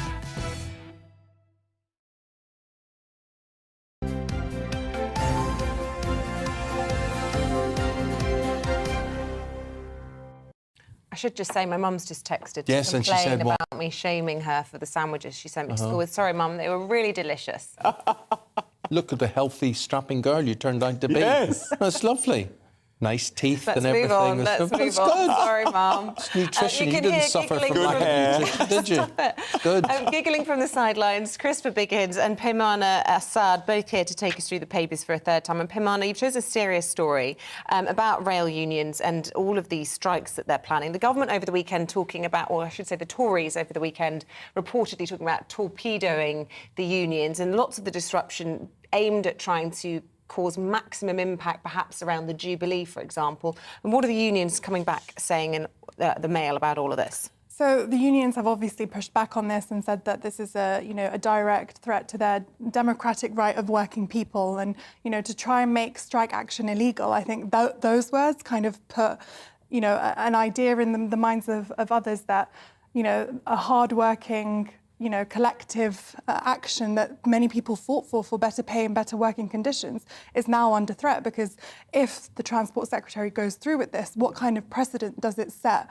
for other industries and other workers. And I understand, the strike action on a Platinum Jubilee weekend will disrupt things, but I think that there can be an agreement that the government and rail unions come to, especially when it comes to working conditions. I mean, perhaps this is just kind of rhetoric to try and, get out sort of what you see in these kind of brinkmanship debates. But I think the government have said not to ban it outright, but to say you need to have a minimum number of staff on the days when... And we've seen this, haven't we, within the NHS with strikes and things, and people come out saying, well, it's got to be safe. I mean, we understand your concerns, but you can't just leave schools without teachers or hospitals without staff, or indeed the transport network without anybody being able to move people when the whole world is descending on the capital for the Jubilee. It's fair to say that. Definitely is fair. And I think that when we've seen strike action taking place on the tubes before or rail networks, there has been, staffing in place to make sure those services continue to run, but maybe at, a less reduced service. So I think it is.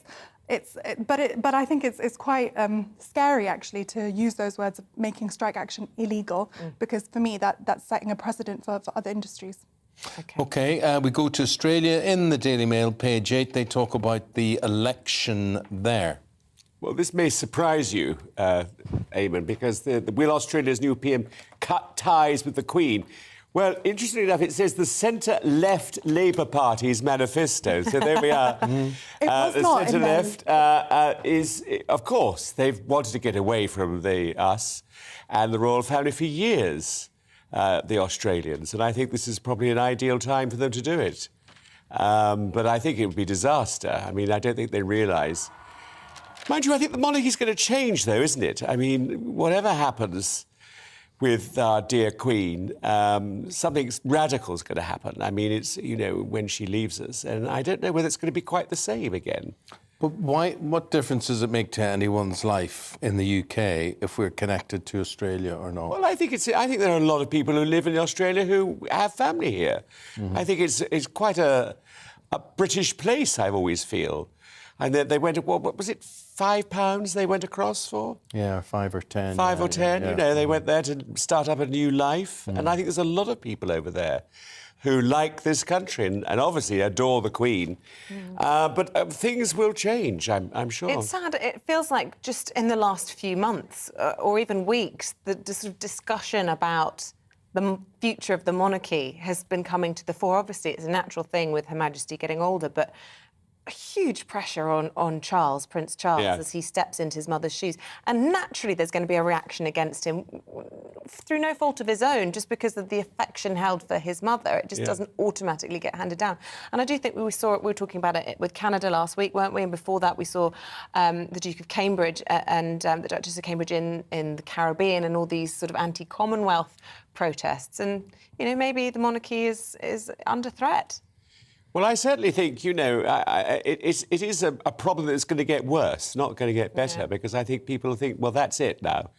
I mean, she's done such an amazing job. I mean, I'm such a royalist for the Queen. I don't think it is it. I do think the succession is very good, and I think this country needs, whether you agree with it or not, is the biggest tourism generator that we have around the world. But, Charles, Camilla, William, Kate, it all seems to be in perfectly good hands. They're cutting it down, though, aren't they? They're cutting it out and cutting a lot of people out, which is quite right, I suppose. OK. Talking about cutting people out, this is in The Sun. A homewrecker refugee, Paimana. Tell us the story. So this is a story about a British man who was married and 2 kids, who went on Facebook and sourced a Ukrainian female refugee to come into his home, and after 10 days of hosting her, ran off with her and left his wife and children. I think that, to me, not really the scandal of this in itself. I think for me, it's really a safeguarding issue, highlighting the issue that, people can go on Facebook and try and source refugees to come over. The official scheme rightly has safeguarding checks in place where councils go and do the checks on sponsors, but also checks are done on refugees coming over here. So not only are women and children protected, but people in general in the UK are protected. And I think this highlights a massive loophole in the system and can put, single refugee women at risk. I read a story last week about a man who advertised for someone, a nice young girl, and when she got there was no bed for her. There was just a floor. A floor and a carpet. But of course, the reasoning was, yes, he wanted to sleep with her. And of course, this happens a lot, I think, unfortunately.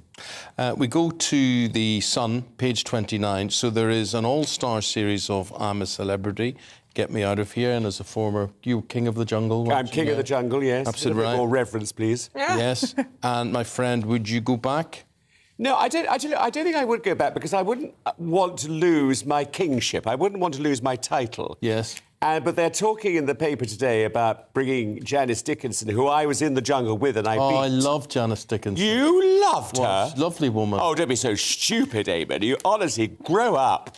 She was hideous. The most horrible woman I've ever met in America. And it was so wonderful because she was convinced that she'd won. As I was convinced she'd won when there was just the two of us.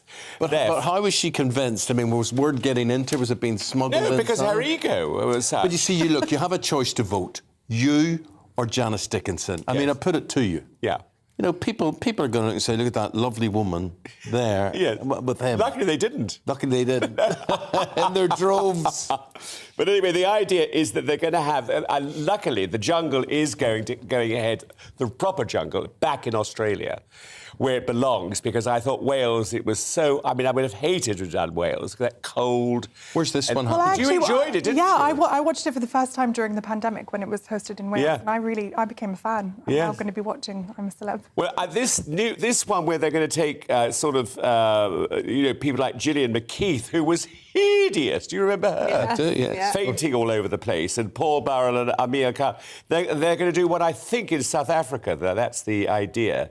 But anyway, no, I wouldn't want to go in with Janice again anyway. Oh, they've got some serious wildlife in South Africa. Yeah. Good luck to them. A serious story for you, Pimana, that you've chosen in front of the Telegraph, talking about waiting lists. And it seems that we're all very worried about NHS waiting lists, but we might have been calculating them wrong, and they could be even worse than we feared. Yeah, I think the Telegraph says that, originally thoughts were that it would be 1 in 10 Brits on NHS long waiting lists, but now it's 1 in 5 that have been uncovered.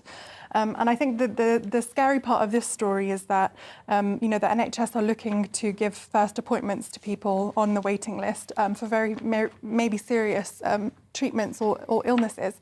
And those first appointments would take them off waiting lists, but that means that they might not get the surgery or the treatment that is needed. And I think this is really key and important because a member of my family was on a waiting list for heart surgery and actually ended up dying because she didn't get to go and have her heart surgery. So I think it impacts families and really does, make the situation worse. Well, everyone on a waiting list is somebody's loved one, and it is a huge worry. Thank you both very much indeed, Christopher and Paymana. Thank you very much. Love Janice Dickinson. It cost me a fortune voting for her. Why do you love Janice Dickinson so much? She's just such a nice woman. She just exudes negativity, unlike Biggins. Nice. Yeah, it's exactly. Just joy in pink today, as always. Have a good day at the Chelsea Floss. Did you have an affair with her? I can't remember. Oddly enough. Oh, God. Strangely enough. Is that what we're getting into We now? are still live, just so we know this camera's still rolling. On that note, these two are going to giggle in the corner, and we're going to go to On Your Doorstep.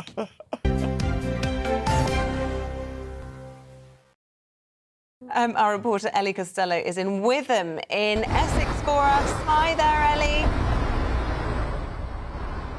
Good morning, Eamonn and Isabel. Yes, we're in Witham all morning talking to local people about issues that matter to them. Now, if you joined us in the last hour, Matt was telling us we had to check out this place. This is El Polpo Spanish restaurant. It looks fabulous. Look at this ham leg in the window here. It does look quite yummy. So let's see who's behind this door, and we'll chat to them about all the things we've been talking about on the programme. Good morning to you. Ellie. You are live on TV and radio. Do you want to introduce yourself? Hi, I'm Dave O'Shaughnessy. Everyone knows me as Osh. Please come through into El Polpo. I love that, Osh.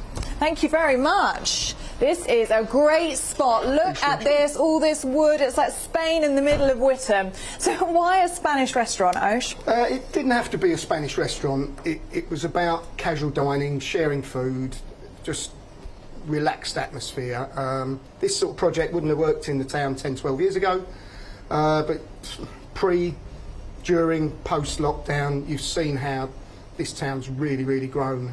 Every day I get someone new, just moved here from Brentwood, etc. And yeah, you know, the town continues to grow. It's got great rail links, so yeah, it's all positive. It's a great place to be, and you seem to be the restaurant to be. So everyone this morning's been telling us you need to come to El Popo. Why is it so popular, do you think? Why is it doing so well? Again, casual dining. I think, you know, independent. Certainly independents really work. It's not just ourselves, there's other small independents in and around here, local wine bar crofters, great Indian Ifraz, Leanne's up the road, numerous, you know, Turkish, numerous independent restaurants that you're not going to come and have the Spanish food every day of the week, but it keeps people in the town, certainly. And it's changed a lot during lockdown, hasn't it? People do seek out those good independent restaurants. Yeah, you're right, people want to support independence. I think they feel for people, certainly, you know. So. Absolutely. Now, I'm being very distracted here by all this amazing food in front of us. Look at these plates. Talk us through these dishes in front of us. So all we've got, basically, we've got some Gorble Picante olives, so really nice plump olives. That's the Iberico acorn-fed, 5-year acorn-fed ham on. And a little bit of a different twist, you know, as I say, we have all the traditional favourites on our tapas menu, but we sort of do go a little bit off-piste with certain sort of food from different parts of the world. So this has been really popular coming into the summer months. This is our spice dressed crab with sourdough toast and mango. Well, I think it would be a bit rude for me not to try it, right, Osh? Do you mind if I tried? Can I try the crab? Go for it. That's what's caught my eye. Right, here we go. So just, you recommend just putting a little bit of this on the crab, bread, a little bit of the mango. Lovely, and a little bit of the mango. Here we go. Layer it on. All right, taste test, here it comes. Oh my goodness. I'm making a mess. The flavours in that are absolutely incredible. Amazing. It's really, really good. I'm going to pop that there. We have been talking about British Sandwich Week today, talking about food. What's your sandwich flavour of choice? With my Brit hat on, it's rare roast beef and horseradish. Okay. But I like sort of a club sandwich, so a chicken, bacon, avocado, something like that. Yeah, now talking about avocado, you've got a word to say to Eamonn, haven't you, on the avocado subject? Well, Eamonn's been bang on the money all morning with all his opinions and whatever, but when he started talking about banning avocados from Peru, he's batting up the wrong road there. So you love an avocado, don't you? That's my favourite. So. Well, it's been fabulous to be here. Thank you so much. And Eamonn and Isabel, we're going to tuck into this food here. We're going to enjoy our sangria, and we'll enjoy our morning in Witham. Cheers. Cheers. Very Witham. nice to Witham. I've been saying Witham all morning. So it's spelt Witham, but it is Witham, Ellie, yeah? It is. It's Witham, yes. You've got to get down Witham. Well, it's and down with the avocados, Eamonn, because he's not down Witham. Anyway, I'm going to stop with that back. You get me. We're going to take a break. After that, we're going to be talking to Andrew Pearce, consultant editor of the Daily Mail. We'll also be talking to the Chief Secretary to the Treasury from the government. That's after this quick break. I can't wait.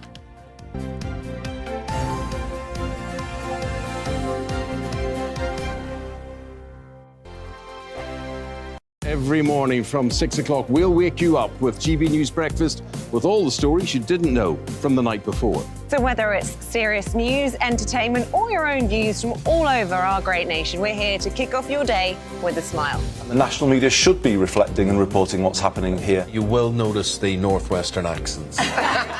Whether you're with us on TV, radio, or online, every morning, it's breakfast from 6 a.m. Hope you can join us. On radio, they call it the drive time slot, 4 p.m. until 6 p.m. as listeners head home. It's that part of the schedule when the dust of the day's events begin to clarify, and we try to make sense of it for you. Brazier is drive time for radio and TV. It's fast, it's punchy, it's opinionated, there's a Brazier angle and a little bit of levity. That's the question. That's two questions, actually. That's Brazier, Monday to Thursday, 4 till 6 on GB News. Hello, I'm Michelle Jubilee, and you can join me every weekday 6 till 7 on Jubes and Kerr. Me and my panel will get stuck right into the day's events, and I can tell you, in fact, I can warn you, expect some robust debate, some strong opinions and perspectives from both sides of the fence. It's about you at home as well. I love to read out all of your comments, or at least as many as I can. So join me, Michelle Jubilee, Monday to Friday, 6 till 7 on Jubes and Kerr. I'm Dan Wootton. Join me Monday to Thursday from 9 to 11 for the feistiest and most fun news debate on TV, where free speech reigns. I'll bring you a sharp take on the day's biggest stories, bombshell newsmaker interviews, and A-list guests. And I guarantee you, no spin, no bias, no censorship, and no reason to go to bed. That's Dan Wootton Tonight, Monday to Thursdays from 9 on GB News.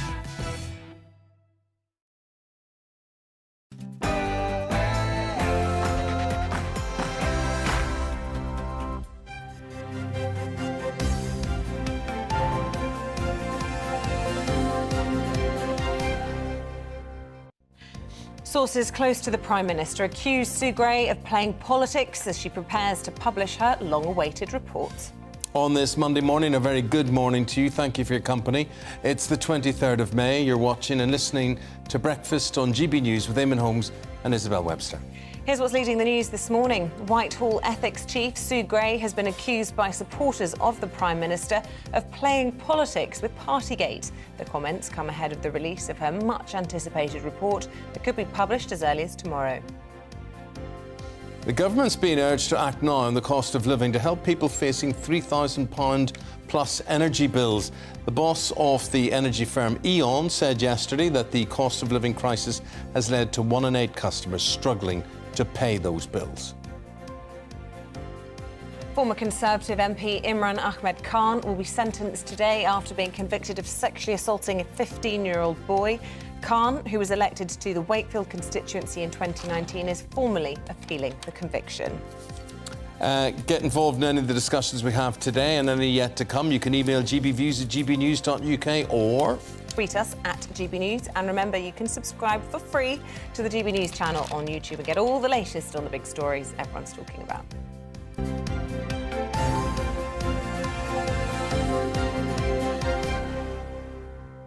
So the Sue Gray report, first of all, we're hearing tomorrow, maybe, but sources close to the Prime Minister, according to the Daily Mail today, saying that PM allies accuse Sue Gray of playing politics. Let's hear more about this from the Daily Mail and consultant editor Andrew Pearce, who joins us now. Andrew. Morning. Well, so they would accuse, if they're accusing Sue Gray of playing politics, they must be pretty worried. I'm not so sure. I think what happened at the weekend, there was reports, particularly in the Sunday Times, saying that Sue Gray was surprised that the Prime Minister was fined only once. I was pretty surprised to read that because she's a civil servant. She's not known for briefing the press. But what we discovered in the Mail yesterday was that the press officer who was handling all the inquiries about Sue Gray was removed from his post.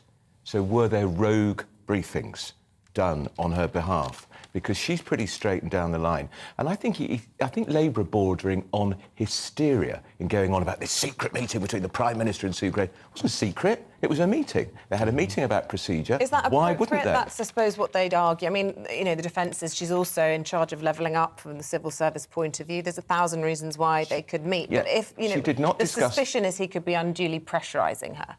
So Labour are effectively slurring Sue Gray. They're saying that this is a woman who's biddable, susceptible to political pressure. She isn't. Let me tell you. Ask Damien Green, former Cabinet Minister. Ask Michael Fallon, former Cabinet Minister. She did 2 reports into various aspects of their conduct. They were out of her job the same day. She's as tough as old boots. Eamonn knows she used to run a pub in Northern Ireland, in Belfast, in the Troubles. She's as hard as nails. She is not biddable for a Prime Minister. She was in Newry. Exactly. She was what's called bandit country. Bandit country. So she had to be able to hold her own. She can hold If someone her own. come in and said, I'm not paying my bill, or there's a bomb in the back of your there's trouble. pub, there's trouble, you know, you'd have to be able to handle that. Yeah, and so and the Prime Minister did not talk to her about the content of the report. It was all about procedure. There was a civil servant there. It's a routine meeting. If you listen to Angela Rayner, the deputy of the Labour Party, you'd think he'd gone along to the meeting with a bottle of Tipex and said, take that bit out, take that. It didn't happen. No. It wouldn't happen. She's straight, and it'll be a report, and it'll be a humdinger, in my And view. what's going to be in it? Are we going to have photographs? I know your paper going to have some salacious, also, dare I say, as some people were saying, gruesome detail. Well, Boris... and if so, is there an appetite for it? I thought we'd passed all of this. Well, you'd think so. But Boris, I'm told, wants the photos there because he thinks the country's got the idea that it was like Downing Street sometimes it's like Ibiza on a Saturday night, you know, with a rave. I suspect the party... photographs will show nothing like that. There was one really excessive party, which was organised by, can you believe it, the then head of ethics at Number 10, who took along the karaoke machine. It ended in a punch-up, and Carrie and Boris's son's swing got broken. The Prime Minister wasn't at that party. He was at Chequers. But the report will have criticised the culture, I think, that enabled all these parties to take place, which were breaking the rules. So does Gray's report blame him for that, or the senior civil servants who were there? And does Simon Case's head role in that? No, I don't think the Cabinet Secretary's going to go. He didn't get fined. It all happened on his watch, didn't it? Yeah. Will anyone's head roll? Difficult to say. I think the report would be pretty tough and it would be uncomfortable reading for the Prime Minister. But I still think he's out of the woods politically. I think the Tory party, the anger in the country I detect too, people have moved on a bit from it. And just when you think it's all over with Sue Gray's report, then we get the parliamentary inquiry conducted by some boring parliamentary committee into did he or didn't he mislead the Commons? Oh, God, it's going to go on for weeks and weeks. And all of this at the taxpayers' expense at a time when every other paper that isn't talking about this is talking about fuel poverty, cost of living, energy prices.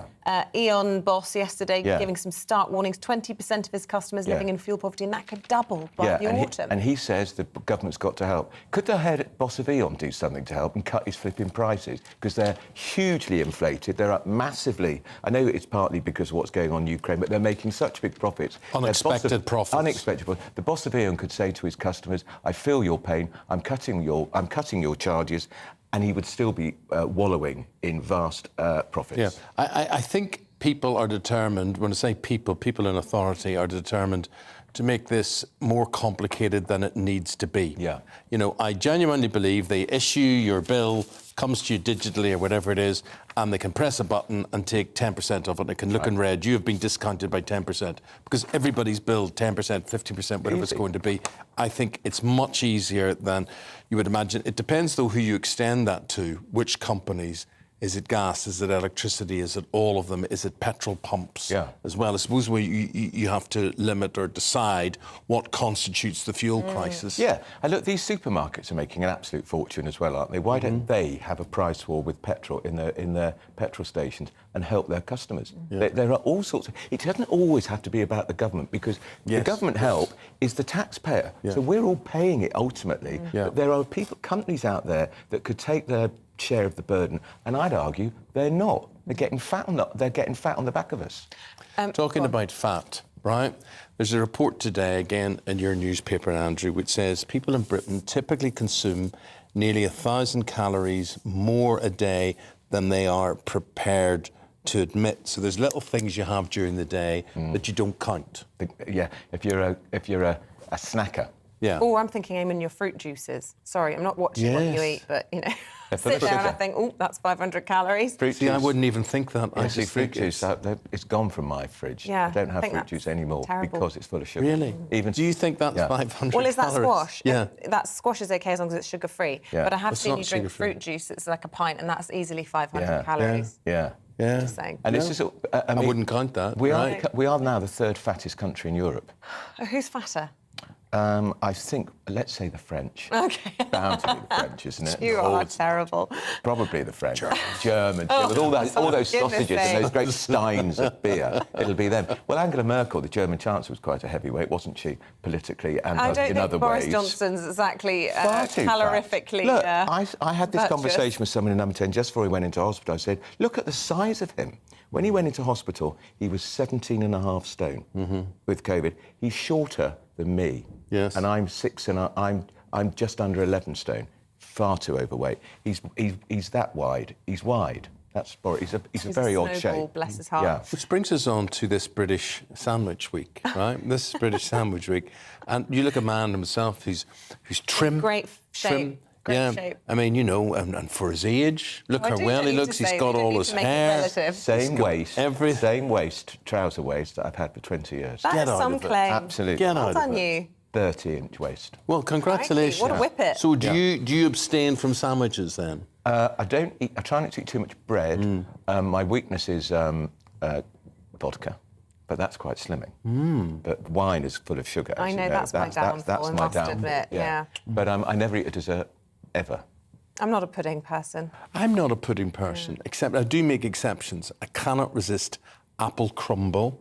Yeah, but how often does that appear? I mean, maybe once a year. Ruth probably makes wonderful But I apple bet crumble, she doesn't does. No, I mean in restaurants you Right. get that. The thing that spoils apple crumble is cinnamon. Oh, I love cinnamon on an apple crumble. We do go on to that. With custard or cream? I would have custard Me too. and ice cream. Oh, I'd have a scoop of vanilla in there. See, this is Andrew's.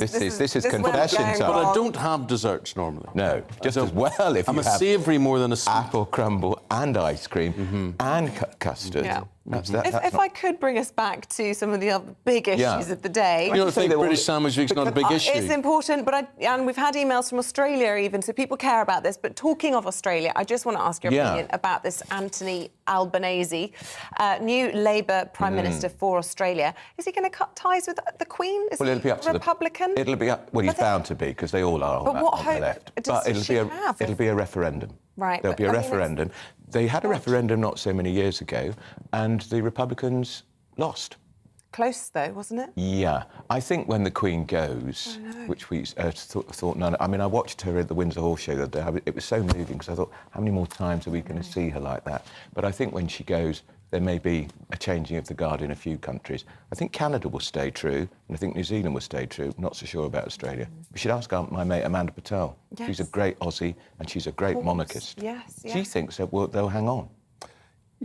She thinks what? She thinks that the royal family the Australians will stick with the royals. Well, I think she's right because, you know, at the end of the day, the royal family is showbiz. Yeah. It's all about constitutional this and that, whatever it is. And everybody needs somebody to aspire to. Does Prince Charles have the staff? Yes, but you've got William and Kate. William and Kate coming, waiting in the wings. Yeah, who are great. William and Kate are great. He's not going to abdicate. No, for of God's course sake, not, he's I the know. longest-serving Prince of Wales in the history of the world. He's been waiting for so long for that. But it might be at the expense of some of these countries. But will he live as long as his mother? Who knows? But I think he'll be a good king. We'll get used to him. Will he be King Charles III? Will he be George VII? Because if you think the Queen's father, George VI, was Bertie. Edward VIII, the one who abdicated, causing the abdication crisis, was David. I'm not sure I can cope with a name change. Yeah. Well, no, what about if Charles became Philip I? In honour of his father. What a great honour. Just that we've known him for so long. Yeah. haven't we, as Charles. That's the thing is, Charles I was beheaded, and Charles II was a phenomenal womaniser. Philanderer. Third time lucky. Third time lucky. So what about this report we've got about Meghan, who believes that she was waiting to save the royal family, that they needed her. Oh, does she think that? More, than she needed them. No, we don't need her at all. She can stay in the United States and she can stay with her dreary, dull husband. They've done their bit. They've caused enough trouble, thank you. And I rather hope they don't come over for the Jubilee. They are at coming, all. aren't they? Well, why bother? And wasn't it a masterstroke by the Queen to say only working royals on the balcony? Yes. They're not working royals, but nor's Prince Andrew. They are. I think the sad thing about all of that and the shamelessness is that they will attract headlines, they will attract cameras, they will. And also, we all know what it's in aid of. It's just in aid of their Netflix documentary. Because they need to get some money. At risk of, being the positive one here. Don't stick up for them. No, but I, for one, would love to clap eyes on the kids. And I don't think she'll bring them. But I think if the kids come and they're out and about with the kids, then people are going to take the gloves off in the sort of sense of being nicer. There'll be mixed metaphors there. But I think people won't be as critical if they see them with great-grandchildren. How can you be critical of someone when you've got sweet little faces? And, Her Majesty will be delighted to meet her namesake. I'm sure the children are delightful, but Meghan has caused, and Harry have caused, huge damage to the royal family. That interview, which wasn't an interview, by the way, with Oprah, it was just a say what you like and I'm not going to challenge anything you say, was hugely damaging. And he's writing a book that's coming out later this year. They're only going to pay, the publishers are going to pay him, if he's rude and difficult about his father. He's going to be very rude about Camilla. She's our future queen. I know. Yeah. You see, what I can't get my head around is that if everything had have gone according to plan, that book probably would have been out in September or whatever, and he would have shared balconies and processions and things with all of these people and posed and smiled for pictures, knowing what he was putting in that book. And after that, surely, then people, they just can't be in association with them, I suppose. Know. I mean, and when he gave that interview to American TV, of course, saying he came over here to make sure the Queen's being protected, she needs protecting from him. Yeah. Andrew Pearce, thank you very much. Always a Really joy. Always a appreciate pleasure, your take. never a chore. Nice way to start Monday mornings. Thank you very much indeed. Now, the government has announced that hundreds of public buildings across England will receive part of a £533 million package to help cut their use of fossil fuels. We're talking about hospitals, you're talking about libraries, schools, museums, leisure centres, all this sort of thing. So they're going to benefit from upgraded heating systems as part of the public sector decarbonisation scheme. Viewers and listeners, I just ask you, is that the way, or is that the most important thing that we should be spending taxpayers' money on at the moment? Let's discuss that with the Chief Secretary to the Treasurer, and he is Simon Clarke. Simon Clarke, good morning to you. Nice to see you again. Simon, you're always on having to defend yourself against people like me, saying, what are you going to do with this money? Surely there's a better use for this money, but surely there is, Simon. No, this is enormously important investment precisely because it actually pays for itself in very short order. We obviously want to do the right thing in terms of cutting the carbon footprint of government. That's vital. We have a huge number of buildings and we are ourselves a big contributor to climate change if we don't take action. But crucially, this is about saving public money. As I understand it, roughly speaking, if you do a full programme of insulation and new heat installations in major buildings like, as you say, hospitals or schools, the payback time is something like 4 to 6 years because the leakage from some of these buildings is so enormous. So actually, in the same way that many people would do double glazing or cavity wall insulation or something in their loft, it's the same logic for government, that we need to make sure that we're not pouring money down the drain by having really inefficient old buildings. It's not just driven by trying to save money, though, is it? This is also part of the green agenda and aiming to help towards going carbon neutral. Yeah, absolutely. And this is proof, I think, that you can do both. And the whole message of net zero is that it isn't a trade-off between doing the right thing economically and doing the right thing for the environment. So the whole tension, if you like, that keeps being posed between those two things is simply a false one. The UK has grown our economy the most of any G7 country since 1990, while also decarbonising the most of any G7 country. That's the message we need to get out there, that green growth and green good management of public finances is absolutely compatible. Well, that might be happening. People at home struggling desperately. Lots of questions about whether or not the government could do more to help with that. We heard from the chief of Eamonn over the weekend talking about numbers of his customers living in fuel poverty at 20%, expected to double by the autumn. That's a shocking statistic, isn't it, in modern-day Britain? Well, we absolutely recognise the seriousness of events. And clearly, we are in a global inflationary battle at the moment, driven by the combination of COVID and major transport and trade hubs like Shanghai are still in a very hard lockdown, but also by the impact of Russia's invasion of Ukraine, which has caused a massive dislocation of commodity markets from fuel to wheat. We need to take decisive action. We have done that. We've put in place a package of measures worth £22 billion already this year to help families. We stand ready to do more as the situation demands. And you can rest assured you will be hearing more from us about this in the weeks and months ahead. OK, well, what are we expected to hear? I mean, are you in favour, and I'm not talking about you personally, but do you think the government is now going to, as is being widely briefed, head towards this windfall tax, which could generate around £2 billion, I think? And how can you reassure people at home that that money will actually go to the most in need, those people who need the cash? There's an argument, is there not, that a better way to help the poorest in this crisis would be perhaps to cut VAT, or, as George Osborne has been saying over the weekend, just to send cheques in the post? Well, we absolutely do want to make sure that whatever action we take is targeted, as you rightly say, to those most in need, and that is a complex technical question that we need to get right, and that is an argument for taking the time required to really get this help to those most in need ahead of the autumn and winter ahead, when the energy crisis will be most acute.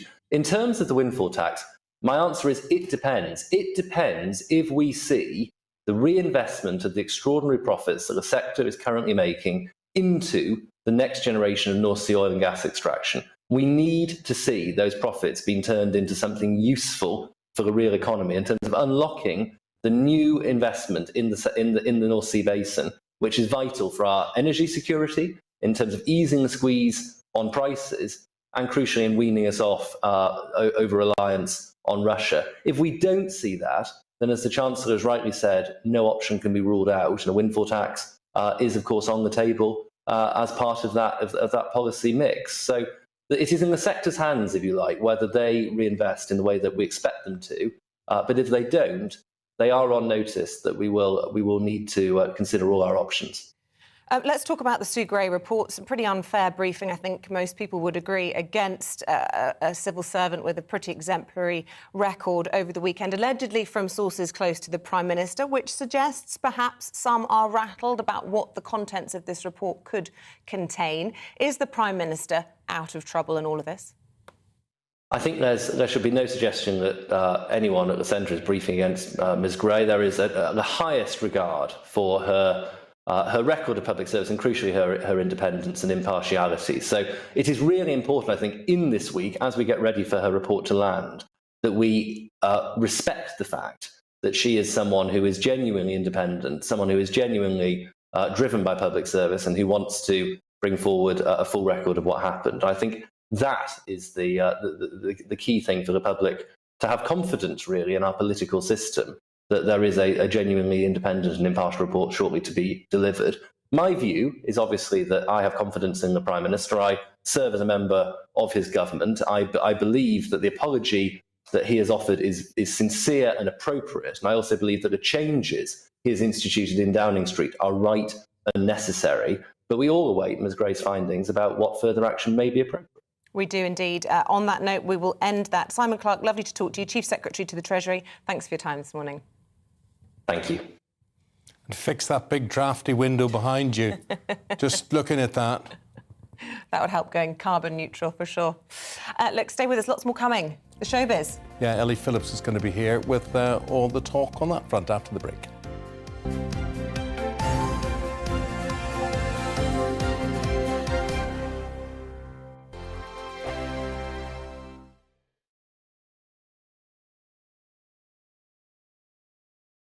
Every morning from 6 o'clock, we'll wake you up with GB News Breakfast with all the stories you didn't know from the night before. So whether it's serious news, entertainment, or your own views from all over our great nation, we're here to kick off your day with a smile. The national media should be reflecting and reporting what's happening here. You will notice the northwestern accents. Whether you're with us on TV, radio, or online, every morning, it's breakfast from 6 a.m. Hope you can join us.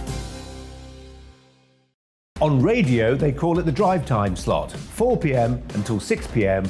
as listeners head home. It's that part of the schedule when the dust of the day's events begin to clarify, and we try to make sense of it for you. Brazier is drive time for radio and TV. It's fast, it's punchy, it's opinionated, there's a Brazier angle and a little bit of levity. That's the question. That's two questions, actually. That's Brazier, Monday to Thursday, 4 till 6 on GB News.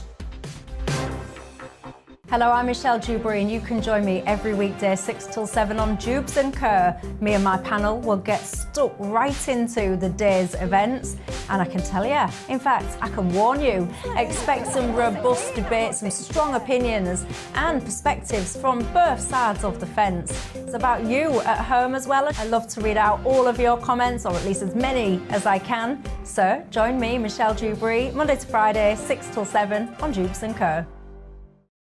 I'm Dan Wootton. Join me Monday to Thursday from 9 to 11 for the feistiest and most fun news debate on TV, where free speech reigns. I'll bring you a sharp take on the day's biggest stories, bombshell newsmaker interviews, and A-list guests.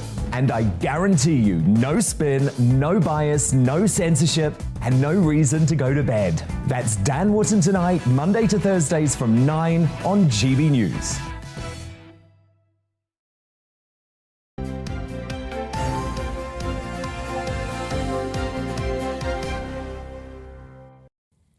So she got married in her underwear.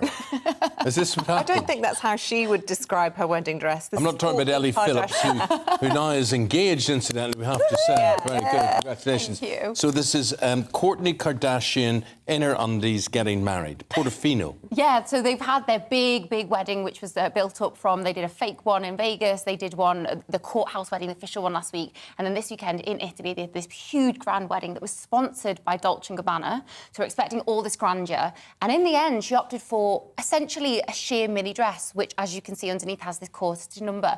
And this looks nice. I think that dress doesn't show how underweary it is. Yeah, there are certain other photos that show how sheer the number is, and her headdress, this veil, actually has the Virgin Mary emblazoned in it as well. It was very dramatic. It was a very gothic affair. It was held at Castillo Brown, which is this incredible place on the top of a hill, and they did it quite in gothic style with gold regal monuments and a lot of just very unusual, I would say, not expected from the Kardashians. And Kim's dyed her hair white blonde, and she looked like a throwback to the 90s in a sort of, I don't know how to describe it, sort of gothic-y look. Really all gothic. of them were quite gothic. Extremely gothic. What fashion's about to take us down that avenue? I mean, there are some elements in Dolce & Gabbana that do lend themselves to that, but I think everyone's expecting to go more down the kind of roses element that Dolce & Gabbana's known for. There were some of that. Three of the bridesmaids and flower girls did have roses in their ensembles, which were lovely. But yeah, it was unusual, and but we're all talking about it. Yeah, and happy ever after for Kourtney after all these for her. years. Super happy. We're pretty much out of time. I don't know if we've got time to squeeze. Do you want to squeeze in another story, Eamonn?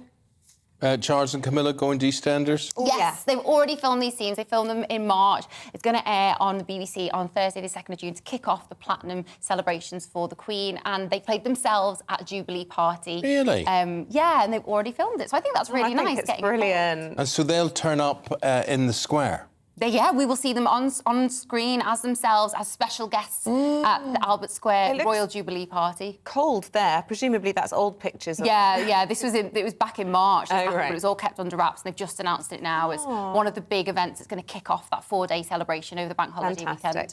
Right. Quick picture, Sharon Stone, before we go there.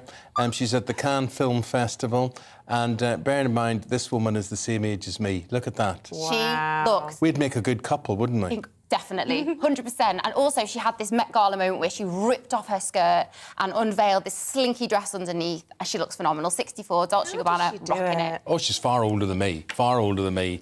Gosh. 6 months? 64. She's 2 years older than me. Right, so Goodness me. Anyway, I'm glad I didn't go out with her when she asked me, but that's a whole other story.